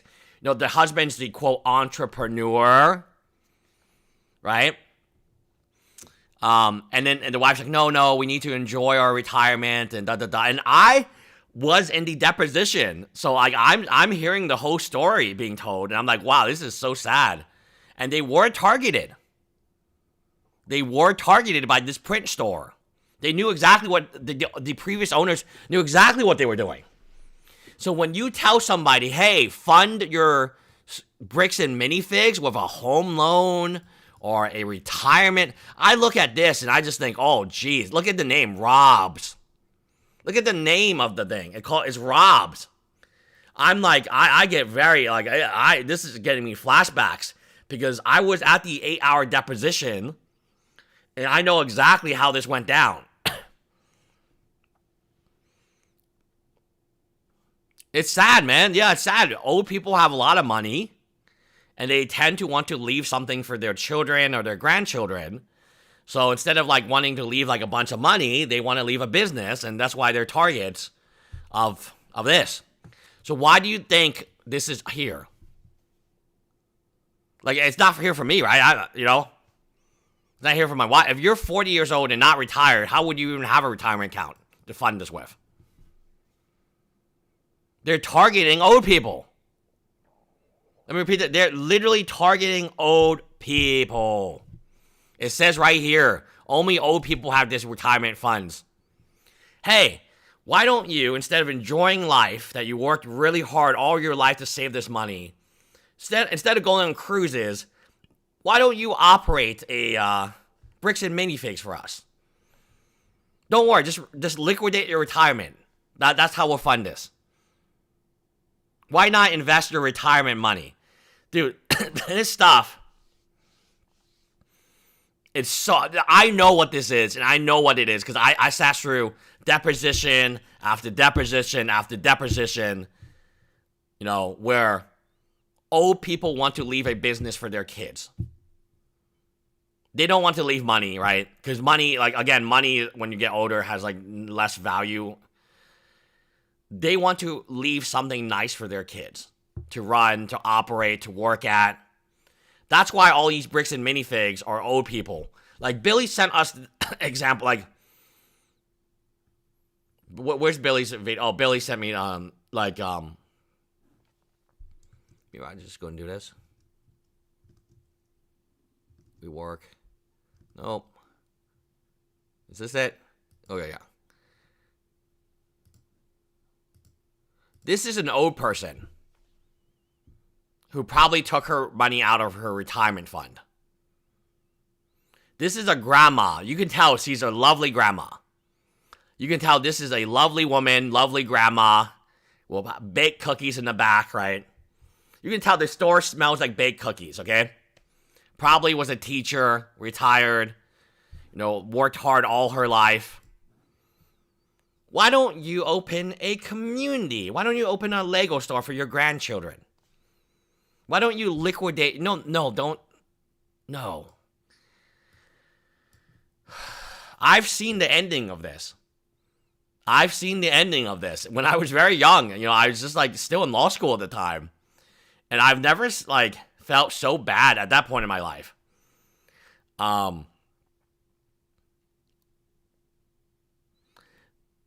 You don't have the business. You've never run a business yourself ever in your life. So you don't have any business experience. You don't have an MBA. Not that it would help. You don't have a business degree. You're just a grandma who wants to create a cool place for kids to hang out, including your own kids, probably.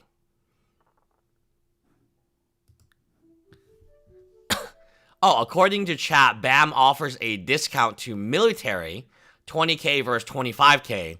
Federal workers can take interest-free loans against their TSP, federal pension.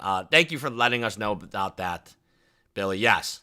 So federal loans, workers can take interest-free loans against their federal pension. But they're also telling you, hey, why don't you take a home loan? Why don't you take a home equity loan? But, hey, if you can't come up the money, we know a person. Her name is Jody. Jody will hit you up with Tenet Financial Group. Dude, this is just an elderly person taken advantage of, man. Like, it's sad, man. Okay, so you can hire... Wow, they got a little boat. Wow, that's awesome. Totally trustworthy company. Look at this AI boat they have. Look at this AI boat they have as their logo. I bet you it's not even a real boat. I mean, can somebody confirm this is AI?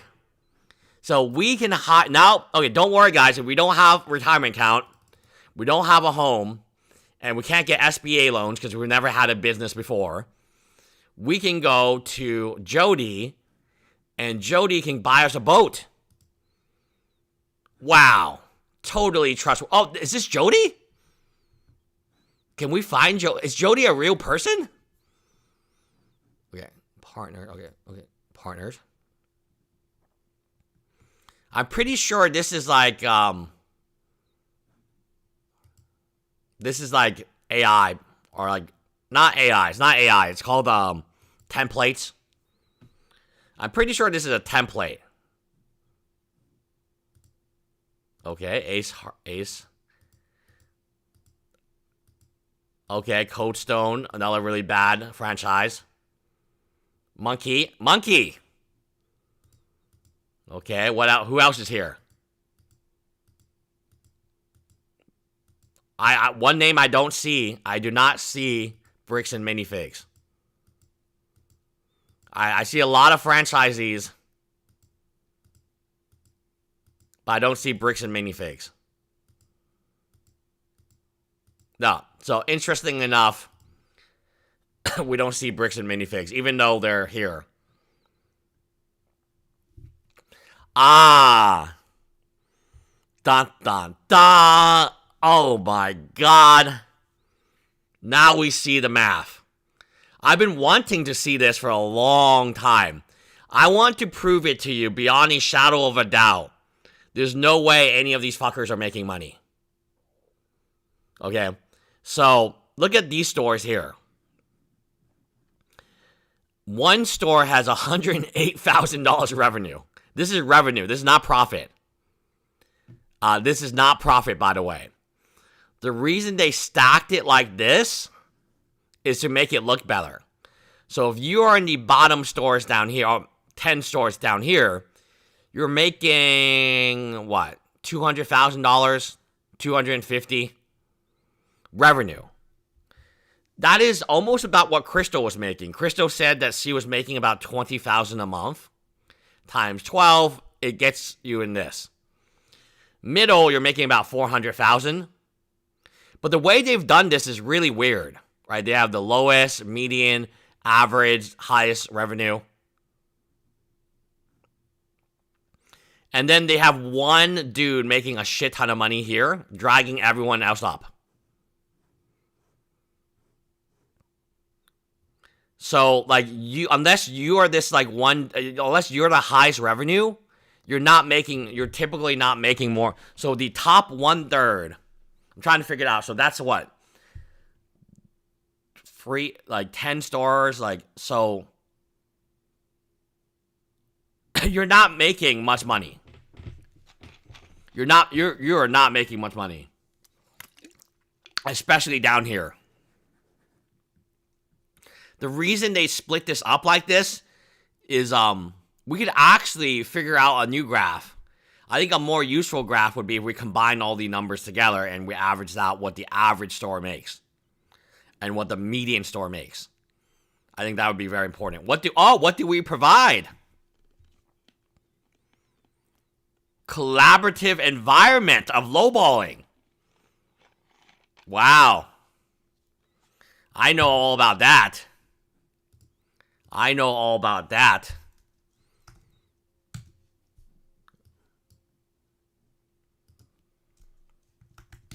Oh, wow. Okay, Echo Base is doing some really crazy good work right now.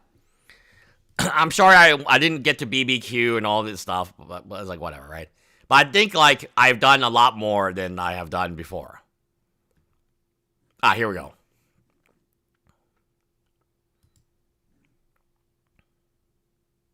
How? Just for stores, we're basically not fighting against each other for sales. Oh, wow, okay.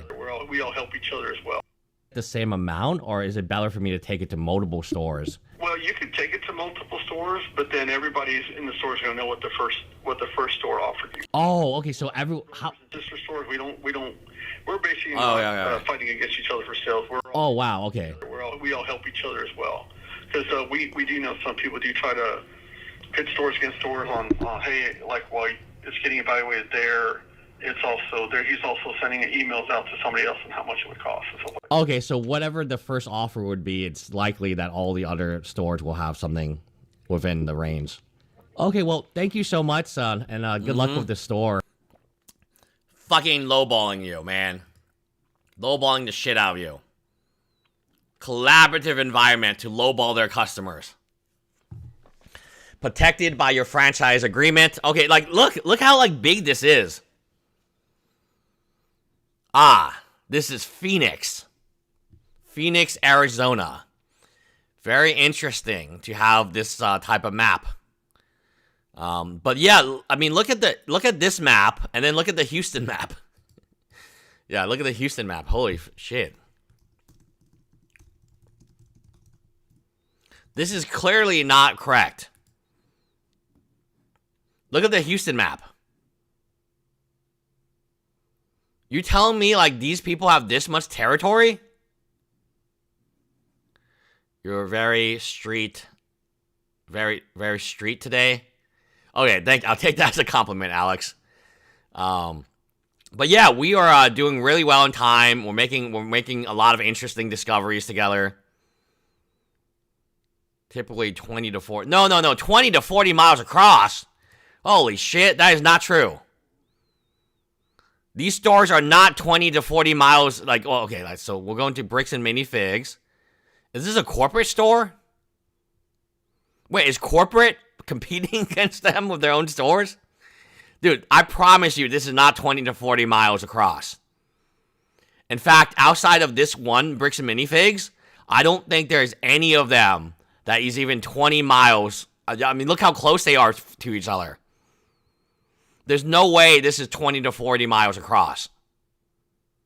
Like, this looks like it's 20 to 40 miles across. Right? They got the little zones, right? But, like, what does this zone look like here? You know, when there's 4 of them, like, or 3 of them together. It makes no sense what they're saying. Oh, baby. Here we go.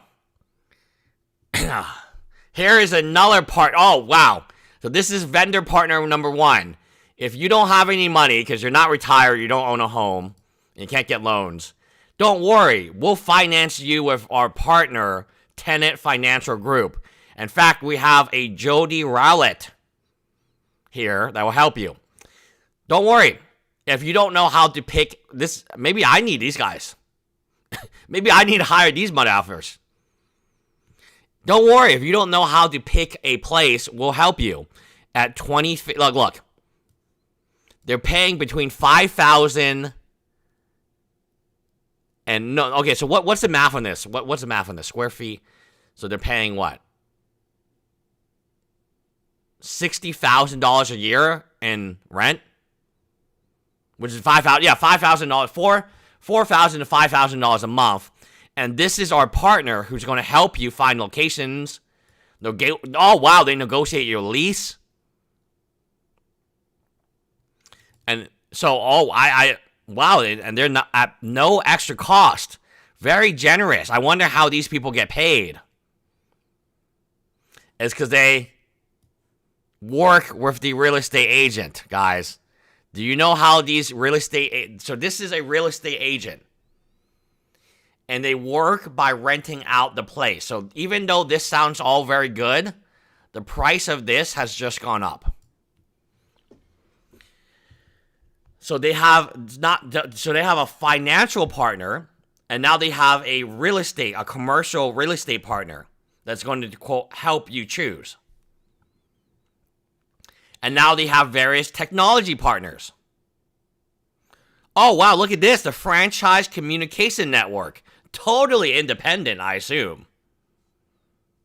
Oh, they have what? That 3D model? They have like a cheap China 3D modeler. Pricing to sell. E-commerce platform. Oh, no. Community members? You mean like this? This is the community? Just totes of unrelated items. Why didn't you put this in the community? I don't understand. Why didn't you just put this picture in the community? Put this guy as a buyer. Vendors. Okay. Training and support. Oh, no. 35 hours of virtual training. 35 hours of hands-on in-store training at Orem. That's, the Orem location is this one.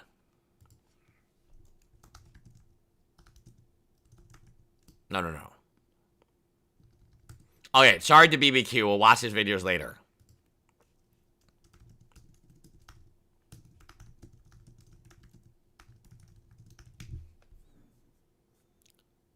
Okay. Oh. Where is it? Okay, just put Reckless Ben. It's in his newest video anyway. So the Orem location, the location they're getting trained at is... We like he's also been passing fraudulent gift certificates to financially harmed. Fraudulent gift certificate. So this is where you're getting trained. This is where you're going to get trained. Right here. Right here. Right here, right here, right here. So this is the Orem location. So you're going to get trained. You can have 5 people do training. And you have 3 days of training with a staff member who actually is Josh Johnson. So you get 3 days of training with Josh Johnson. How do we know this? Well, we know this because of Amasaurus. So we know that the staff member who's going to train you before your grand opening, his name is Josh Johnson, because that's why Josh Johnson is there. Day-to-day changing, big changes. Oh, store visits. So Brandon will secret shop your store to see if you have enough inventory for him to steal. Let me repeat this again. Brandon will go to your store with a secret camera, record your inventory, report back to corporate, and then corporate will decide, is it enough inventory for us to justify coming in the middle of the night with a U-Haul and just taking all the Legos. BAM, oh shit, there's a BAM conference. I'm going. I'm not barred from going, guys. Like, that's BAMCon?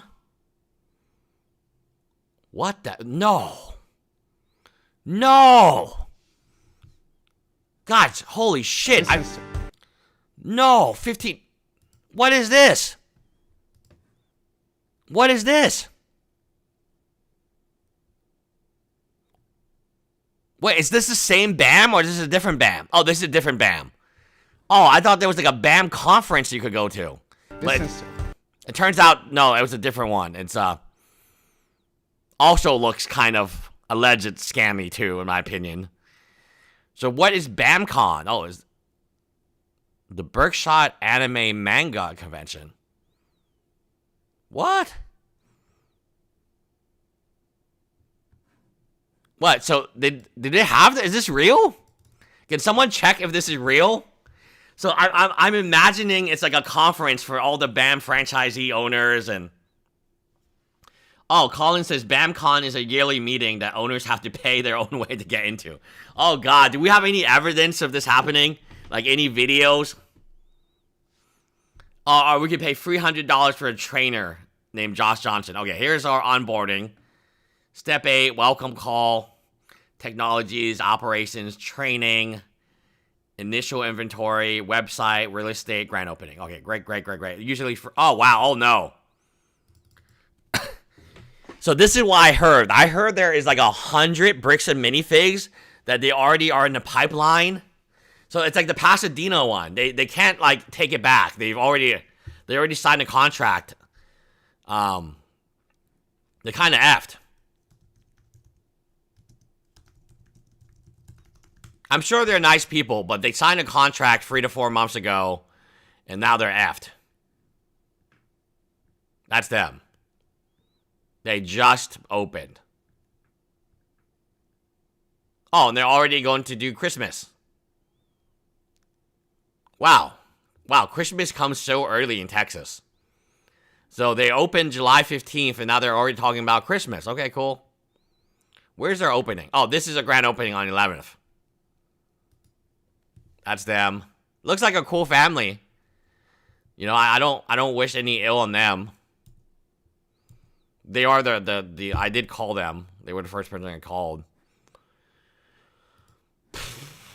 So it looks like a lot of these franchisees who signed on, maybe even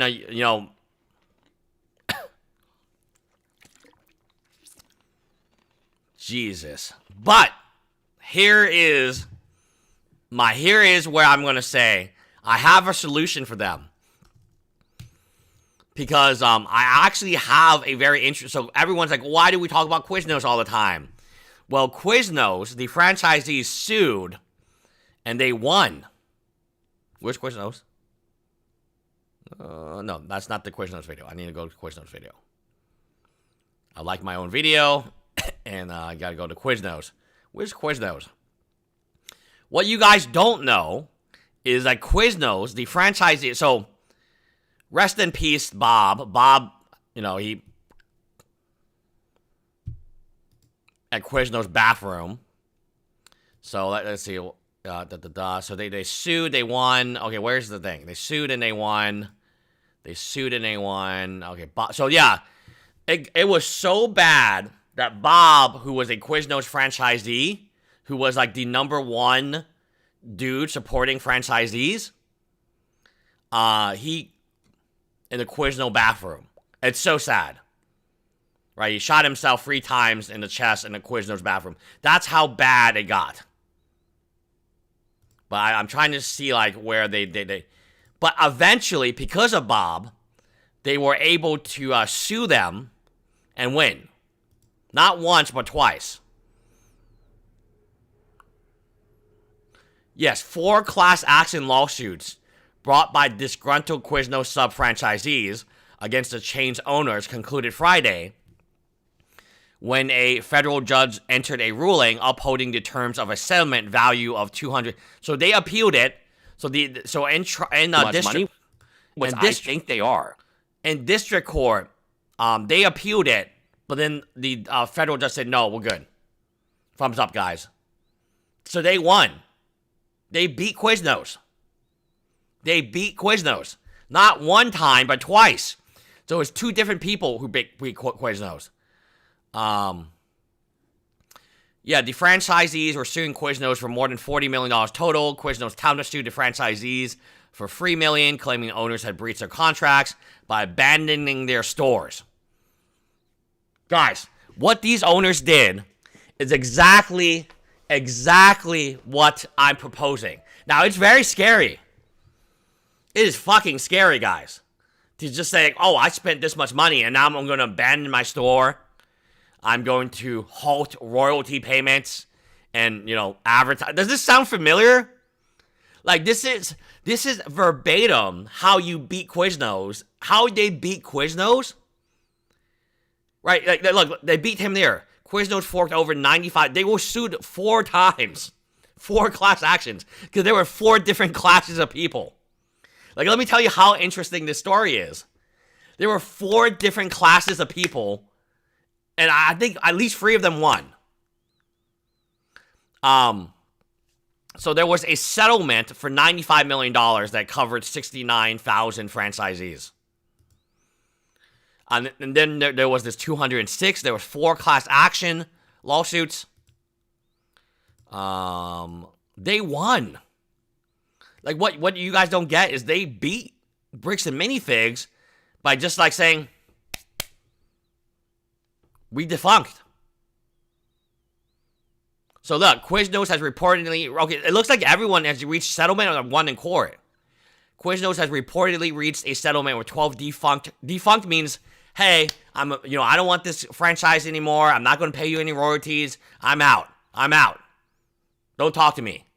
12 defunct franchises who allege that the Denver sandwich chain cost them millions of dollars through hidden markups on food and supplies. That's why we need that. That's why that list of vendors, no one's going to give it to us. They're all so afraid.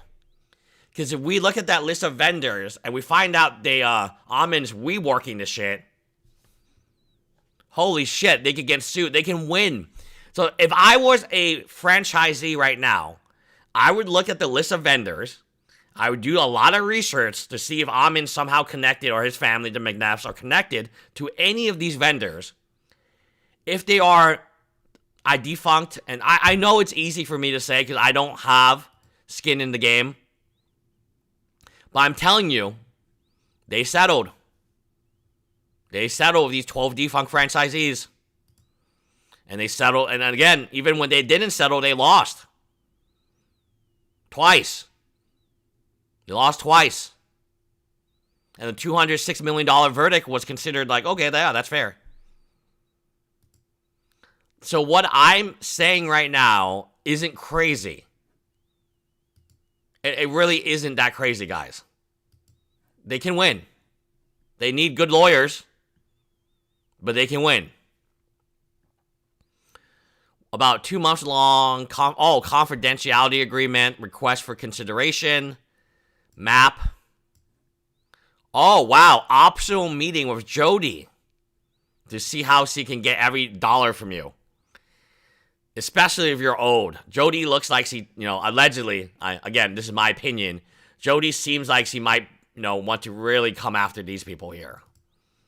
Just, by her face, I can tell that she probably wants to come after the retirement accounts. Oh, yeah, then we have this, meet the team, talk to your franchisees, signing. Oh, yeah. So do not sign this, guys. Please, if you have not signed this, do not sign this agreement. It's terrible. Okay, questions, write them down. Okay. Okay, we're gonna listen to him, and then we will then we're done for today. It's a very long day. I thank everyone in chat for being supportive, and we'll finish off of this. Oh, shit! Where's the volume? Specifically, who've been following. Hey, I just wanted to jump on here and talk to those of you specifically who confidentiality agreement before presentation. Yes, Rose. Rose is correct. Let me point out why this is so interesting. So you have to before step one. So again, this is the 2-month process of starting your bricks and minifigs. You have to sign a confidentiality agreement. That's step one. Before anything else happens, that is not a good sign. That means that a lot of this information here, they don't want to get to the public because it's not very good. It's not very good. Let me actually tell you that a dingy little comic book store, now again, they do sell Pokemon cards, so give them that I was looking to buy and Humble. Now, we didn't get to, it was interesting. We got numbers and data and stuff like that. They do $1 million revenue in Humble, a comic book store. So, if your best store only does $759,000, out of $1 million in revenue, their take-home profit, without the owner paying himself, is $50,000 for a comic book store. So even though this guy's making $800,000, his take home probably is less than $40,000, assuming that he's not even paying himself a salary. None of these people are making any money at all. They're just simply not. It's not possible. Who've been following along with this controversy with Bricks and Minifigs Corporate, who are concerned, frustrated, angry at and things that have happened over these past 2 months almost. So to do that, we're going to have to do a little bit of things that I can say and things that I can't say. What I cannot say on any BAM supported channel right now is whether an independent franchise owners association exists. What I can say in person is anything. So if you have more questions about that, please feel free to come talk to me in the store. What I can say for purely informational and non-promotional purposes is that franchise owners associations are completely legal and normal parts of medium and large franchise systems. Some of the things that they can do, among many, is hold corporate accountable for decisions that they feel are not in the best interest of the brand, potentially all the way up to pushing for executive leadership change. Again, that's purely informational, not promotional for any specific organization at all. What I can say is that last month I resigned from Franchise Advisory Council. That's a corporate-led entity of. Oh God. So the company created its own franchise council. God, they're so Mormon, aren't they? Why do they need a franchise council? Why can't you just have a franchise union? Why would corporate be part of the franchise council? Wouldn't that defeat the purpose of having the franchise council? Shouldn't the franchise council just be a bunch of franchisees with no relationship to corporate? Why would corporate create their own council? It would defeat the purpose of being independent, yes? For franchisees who meet regularly to kind of provide a franchisee perspective to corporate. I can't say why I resigned, but I can say it in person. So if you'd like to know, you can come find me. What I definitely can say is that I understand the frustration, the anger that you are feeling now. I share it. Yes, John Dickens. It borders on indentured servitude. So I want to make a point, and this is my point today. Unless you're stealing Legos. Okay, let's go to our video about stealing Legos. Unless you're stealing Legos, there's no way you can make any money. Here they are. For the tree. I'm with him. Was there a gold one in there? A C3PO? Oh shoot, I'm sorry, yeah. That one's fake, by the way. Thank you. Oh, it is? Yeah. Oh, damn. Yeah, feel it. Is how light it is. Yes, unless you are stealing Legos, there's no way to make bricks and minifigs profitable. Let me repeat that again. From my understanding of the finances, and the more finances I get, the worse it looks, there's no way to be profitable as a bricks and minifigs unless you are literally stealing Legos from your customers. Then, of course, because your margins are 100%, you'll be fine. Or, on the reverse side, let me show you this. There's another way. So, technically, you're not stealing, but you are lowballing. You are taking advantage of your customers. This is the second way that you might make a little bit of money owning a bricks and minifigs. But out of these two ways, one, literally stealing, two, lowballing for 6%, it is not possible for them to be profitable. So to recap, store number 1 offered us in cash 18% of the true value of our figures. Store number 2 offered 6%, store number 3 offered 19%, and store number 4 offered 10%. Also, so unless you are just, at this point, is this stealing? Hey, I didn't steal your Lego, but I'm going to buy it for 6%. I'm buying, if you're in Houston, I'm buying all minifigs, because I know minifigs, and we can put it on brick links. Just don't sell me any, really complicated minifigs. Sell me a bunch of cheap minifigs. I'm going to donate them all to charities, but I want to accumulate a lot of minifigs. So where is that? So yes, I want to know if this is fair. So I'm willing to pay you 40% cash and 66% trade on minifigs.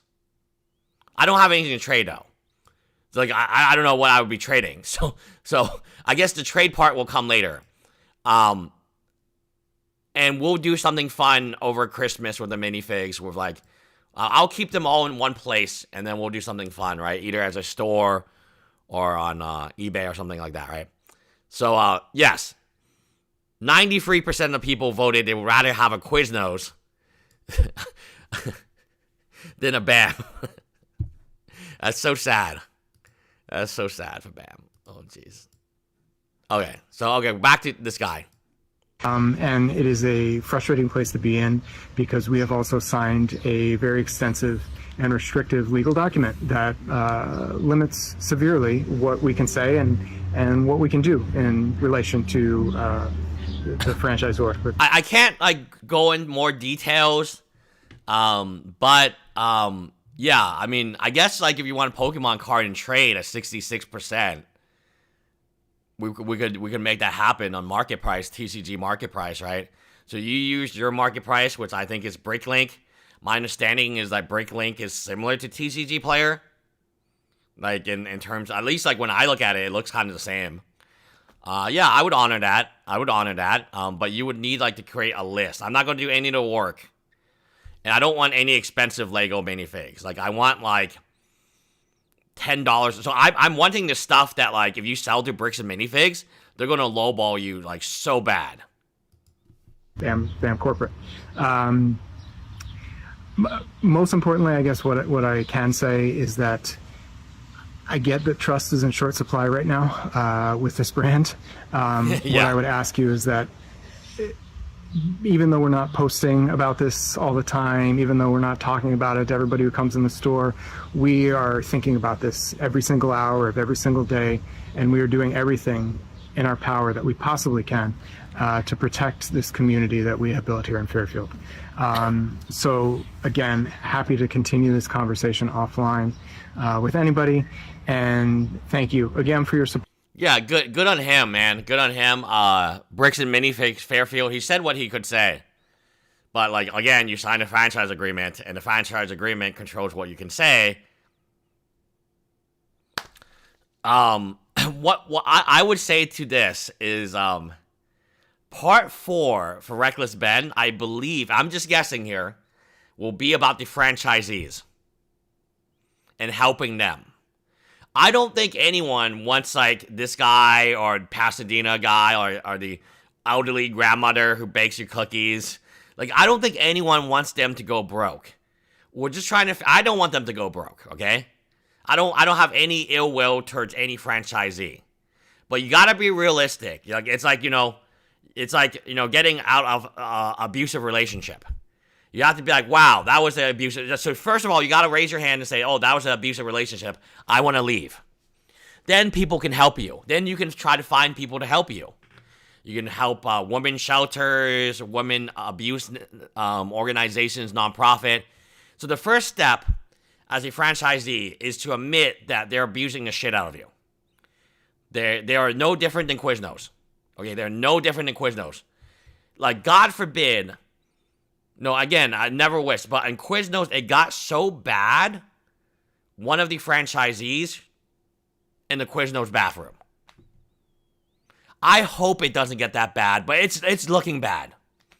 So I hope we can prevent, that type of, I hope it never even comes close to getting that bad. That would be something that would have to spark kind of a revolution in the franchisees, right? I think the revolution is already here.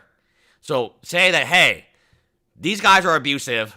They abuse me. They open the store right next to me. There's like a bunch of stores next to me. They're all competing. I have to enter like every deal into the stupid network. There's so many things that like they're doing that is called deceptive business. And that is what they got. So the claims. So I looked into lawsuits. And maybe, like, I don't know how interested people are in Quiznos. Because, like, people are like, oh, why does it matter? Why does it matter? Okay. The way they got them was one claim. Deceptive business. That means the PowerPoint we looked at today. What? Where's the PowerPoint? Here they are.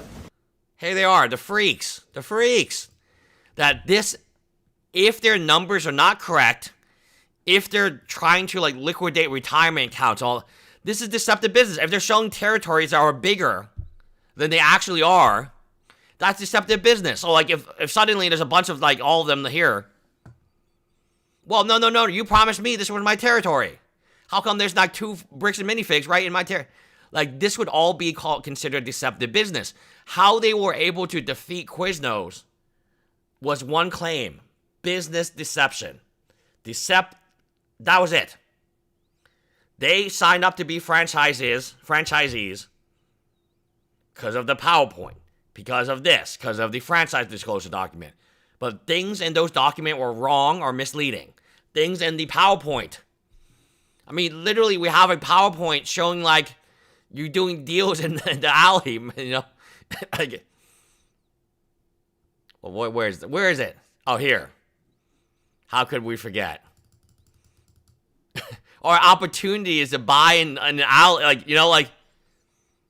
like if we can prove that when we signed the franchise agreement, we thought we were getting X, but in reality, we got Y, and Y is far worse than X. Y is everyone has to be strapped. Everyone needs a shotgun in the back, right? In case Reckless Ben comes in. Then, boom, done. We're all free. And not only are we free, we're going to get paid money by Ahmed McNeff. If he has money to pay, right? It's almost like Ahmed McNeff predicted this and started hiding the assets like a chipmunk. Right? So, anyway, my point is, if you are in an abusive relationship, the first thing you have to say is, I'm in an abusive relationship. Then you can look for help. So I don't know. I cannot predict part 4, but it would not shock me if part 4 was Ben helping the franchisees.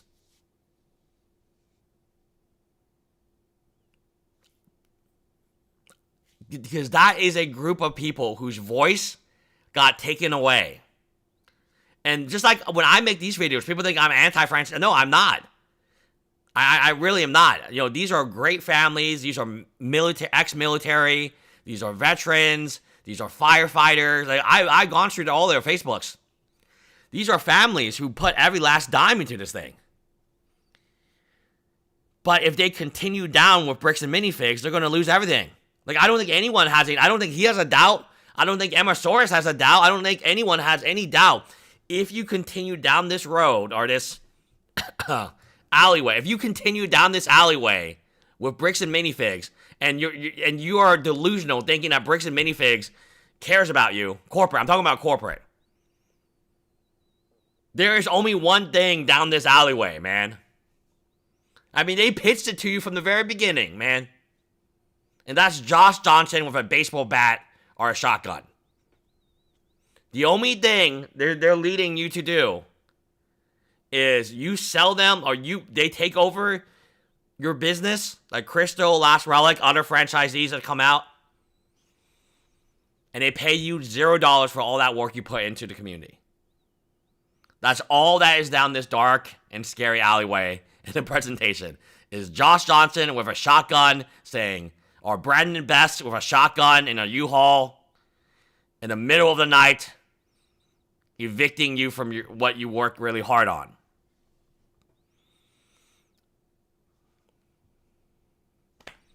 So, I know it's hard when you are a victim of abuse, even child abuse, right? Allegedly. It can be hard to be like, hey, like, oh, am I being abused? Yeah. You are. The Quizno numbers are identical.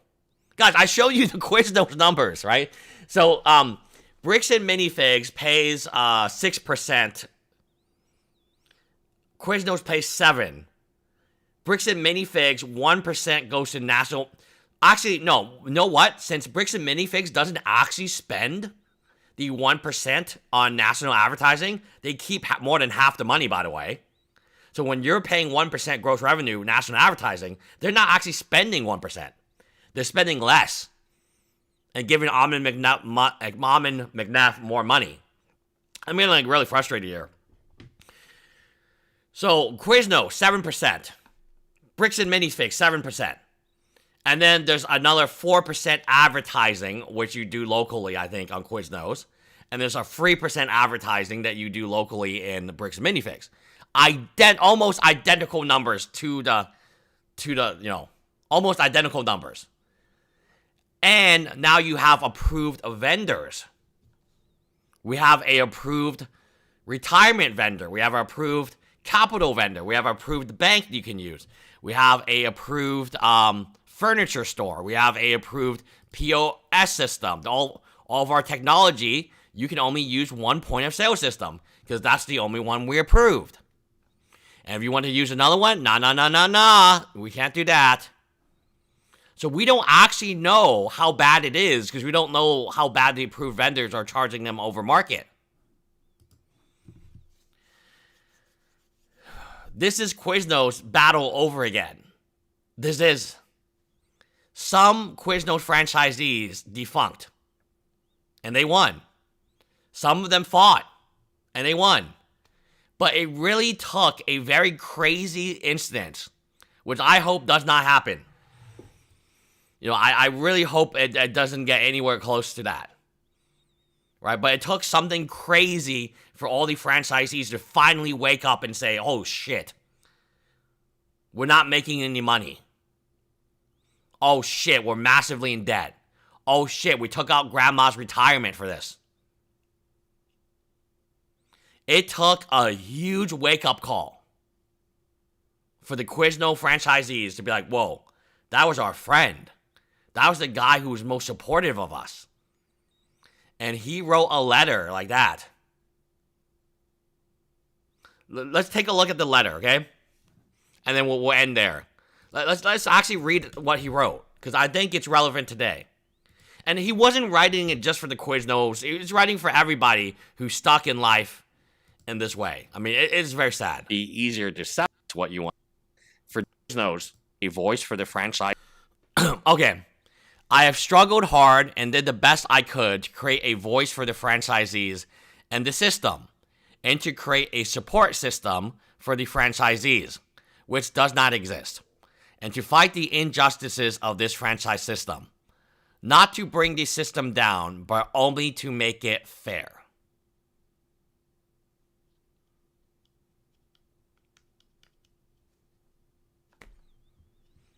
This is why there were so many franchisees that were like, whoa. This was their wake-up call.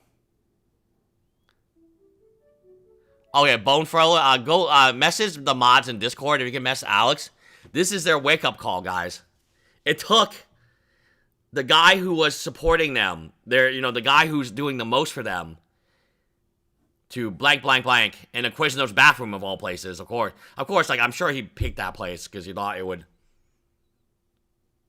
That's how, like, desperate. That's how much despair. That's how much woe these guys were in.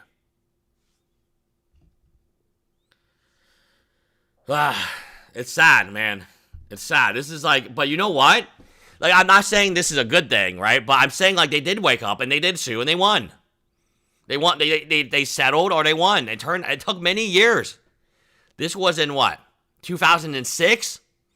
They were in lawsuits in like 2010. 10 years plus of being in lawsuits. This is constant litigation, right? But they fought. They fought for 10 years, and you gotta be proud of that. Right? This is Quiznos.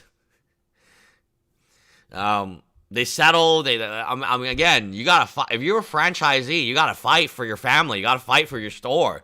You gotta fight for your community. But you know who's not on your side. You first have to recognize that, wait, Bricks and Minifigs or corporate is not on our side. They're the person we need to be fighting. They are their abuser. And once you make that conclusion, then you can, then you can seek help. Then you can ask for help. It's like women who have been abused. I don't know. I mean, I'm not speaking just out of my ass right now, but like, there are nonprofits, there are women's shelters, there are great organizations that you can just Google and find right now that will help you, but only if you look for help. Right? I mean, I guess the one thing we really need is some type of pro bono class action lawyer for the franchisees now. Is BJ... you type BJ a little differently. Is he live right now? No? Okay, so she's not live. She is live. Okay, let's send her to raid, Alex. Let's send her to raid. She is live or no? No, she's not live. Is she live? No, she's not live. She just got not live. Sheldon? Who else is live right now? Sheldon? GoFundMe update. Okay, he is live 245. Oh, hey, we'll just keep talking and Sheldon's live and we'll send him the thing. Yeah, we'll keep talking and yeah. Sheldon will be live soon. Set up. Yeah, so let's keep talking a little bit. We have other stuff to do. And then once Sheldon's live, once Alex tells me Sheldon's live, we'll go ahead and send it to him live. Yeah, so they called Lux. That's me. Okay. But yeah, like I said, man, like, you can win. They can win. Okay, I'll be honest. I didn't, like, read everything, right? I was mostly, like, curious, like, how did the Quiznos people settle win? Business deception. That's it, man. If you can say, I thought you sold me A, but you really sold me B. Oh, yes, we have stickers. I'll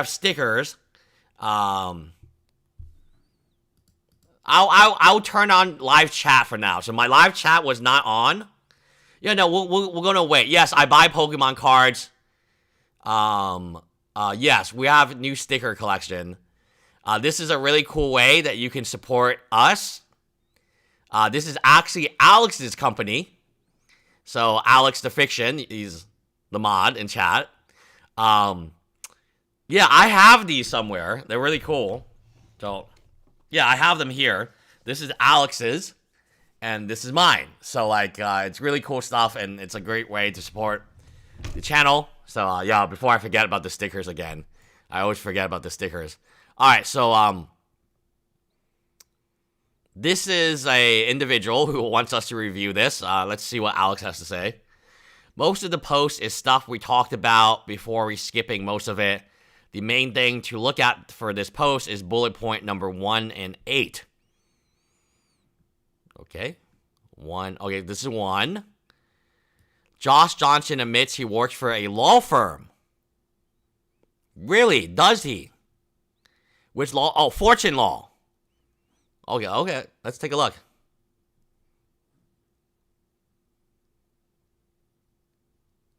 Oh, wow. What is this? This is new? Oh, this is a month ago. Never mind.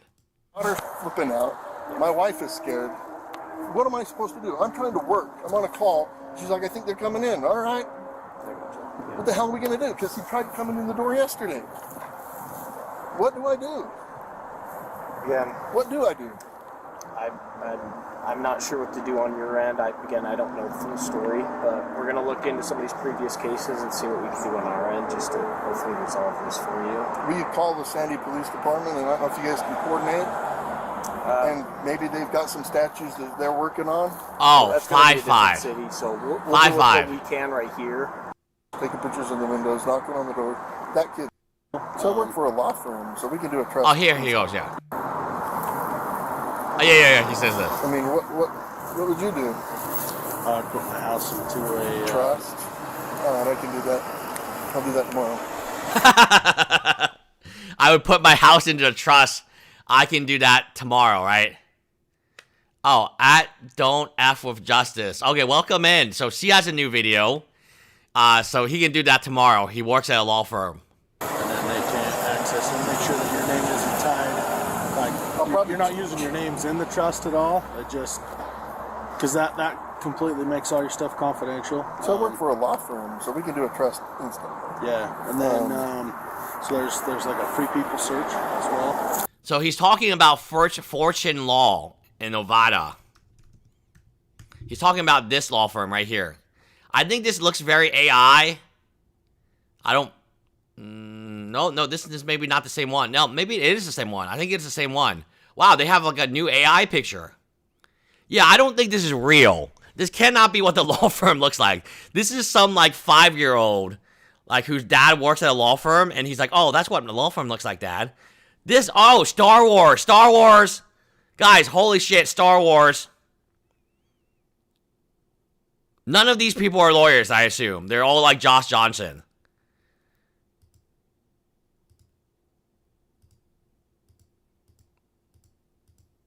Yeah, this is the law firm. Look, they have, oh my god, they have Star Wars. No wonder they're always stealing Star Wars collectibles. Look at this. This is the law firm. This is the law firm. Holy shit, guys, this is a law firm.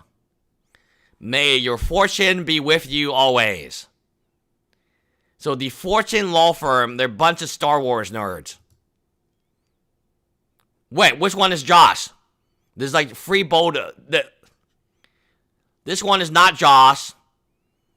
Is this Josh? Is this Josh? Which one is Josh? This is not Josh, right? They got a little booth. They got Secure Your Fortune. I don't know who this is. They got lions. They got lower your tax. Dude, no one is...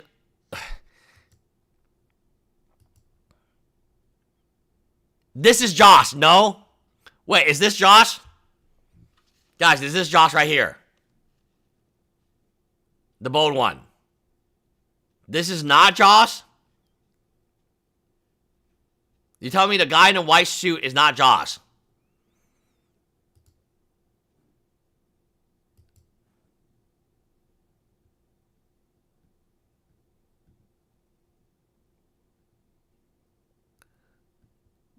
So Josh confirmed.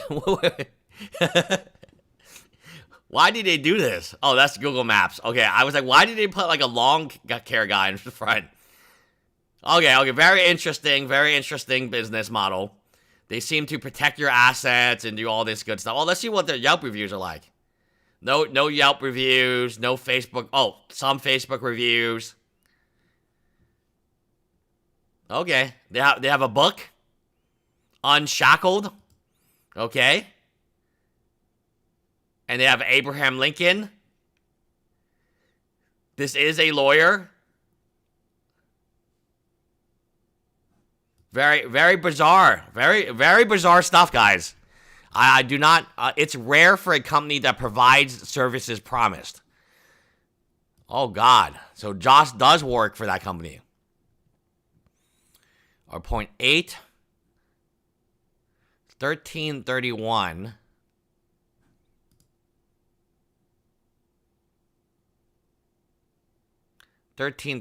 Okay.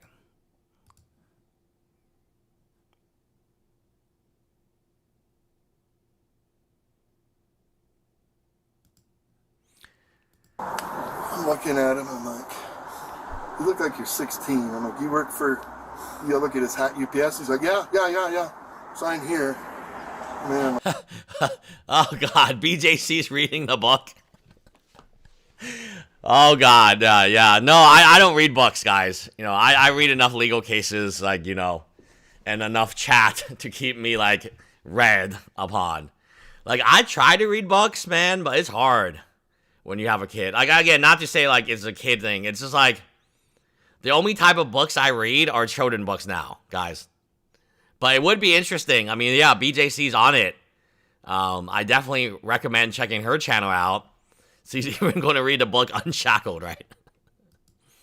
Man, what the heck? Then I was sitting there just thinking about it. I went to church and came back. I'm like, oh, I bet this is that scammer, you know? So I called the police. I'm like, dude, I want you to come look at this fake package. And then they started, 2 cars pulled up. And then the cop showed up on Sunday. And then yesterday, the kid tried to come in the house and the door. And then today, they're taking pictures. I'm just done. I'm done with it. There's got to be something. Oh, you know what I did recently? We have these, like, tiny libraries. It's called, like, Tiny Library. Did you see the cartoon Josh? Yes, unfortunate page. Yes. Yes, I did. We did look at Josh. That was actually Infectious. That was the first thing we looked at. Oh, the cartoon Josh. No, I don't think it was a cartoon Josh. Fortune page. Do we have a link?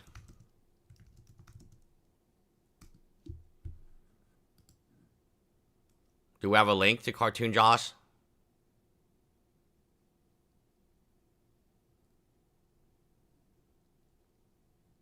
Yeah, I heard that Josh was actually the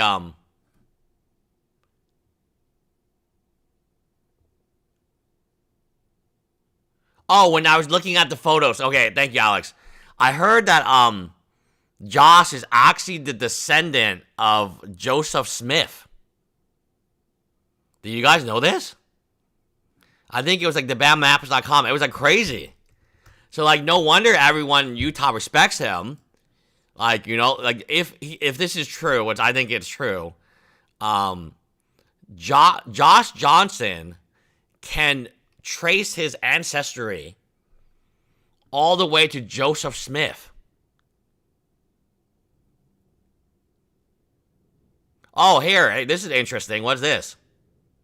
There's like so much news all the time. Yeah, Josh Johnson is related to Joseph Smith. It's amazing. Yeah, I mean, it's kind of like, you know, and if you know anything about Joseph Smith, he's the guy for Mormons, right? Wow, okay, I didn't see this. So they raised a bunch of money for BYU football. Oh my God. The Underprivileged Children Fund. Oh no. Oh no. Did they do this? NDAs, thank you, I Eat Pomegranate. NDAs don't stop federal reporting. Franchisee, new and old, need to report BAM for FTC for churning or failure to provide third-party inventories. Yeah, 100%. You know, again, we don't get to cover everything. We'll wait until Sheldon comes live and then we'll send him the raid. We don't get to cover like as much as like I want to cover most times. There's like a lot of times like we'll be in the weeds, right? But I think that the best thing to do right now is like if you are a Bricks and Minifigs customer, make a video like this woman did. I think this is exactly what you need to do right now. You need to show that like, hey, they are damaging art. Like this woman right here, I think she made a perfect video. Like, she's making this video to, what was her name? Oh, I'm no longer support. Okay, perfect. The Lego hobby and the Lego community, a dark one. Not that all bricks and minifigs prior to this scandal were the best place to do business for resellers. I think Chris is an exception instead of a rule where it comes to that. I feel really bad for owners like in Danville and Cartersville whose stores opened right around the time that all this broke loose. So that's where I stand.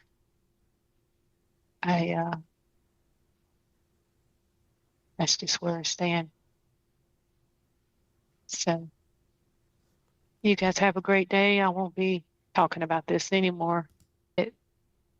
Hate the whole ball of wax. It's put a shadow over the Lego hobby and the Lego community. A dark one.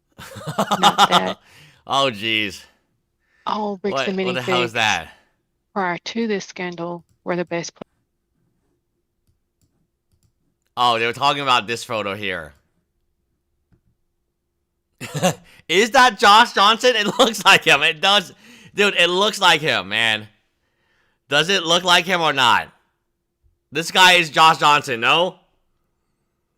This guy is 100% Josh Johnson. He's got the funny grin. Yeah. This is Josh Johnson. There's no way you can tell me it's not. Jamie and Josh, two of the guys out of Utah location. 100% Josh Johnson. Hilarious. Okay, Sheldon live now or no? Because I can't go much longer. We held out for Sheldon. But he better be live, because, okay, Sheldon. Is Sheldon on a different, like, time schedule? Oh, it's still locked. Oh, no, Sheldon. It's still locked. Ungrateful. I was getting really stressed out because they're talking about deleting it. They're talking about all this. Oh, he is live. It just didn't say that it was live. Okay, that's it. We'll cover BYU and other stuff later. I will catch you guys later, guys. Say hi to Sheldon to me. I'm starving.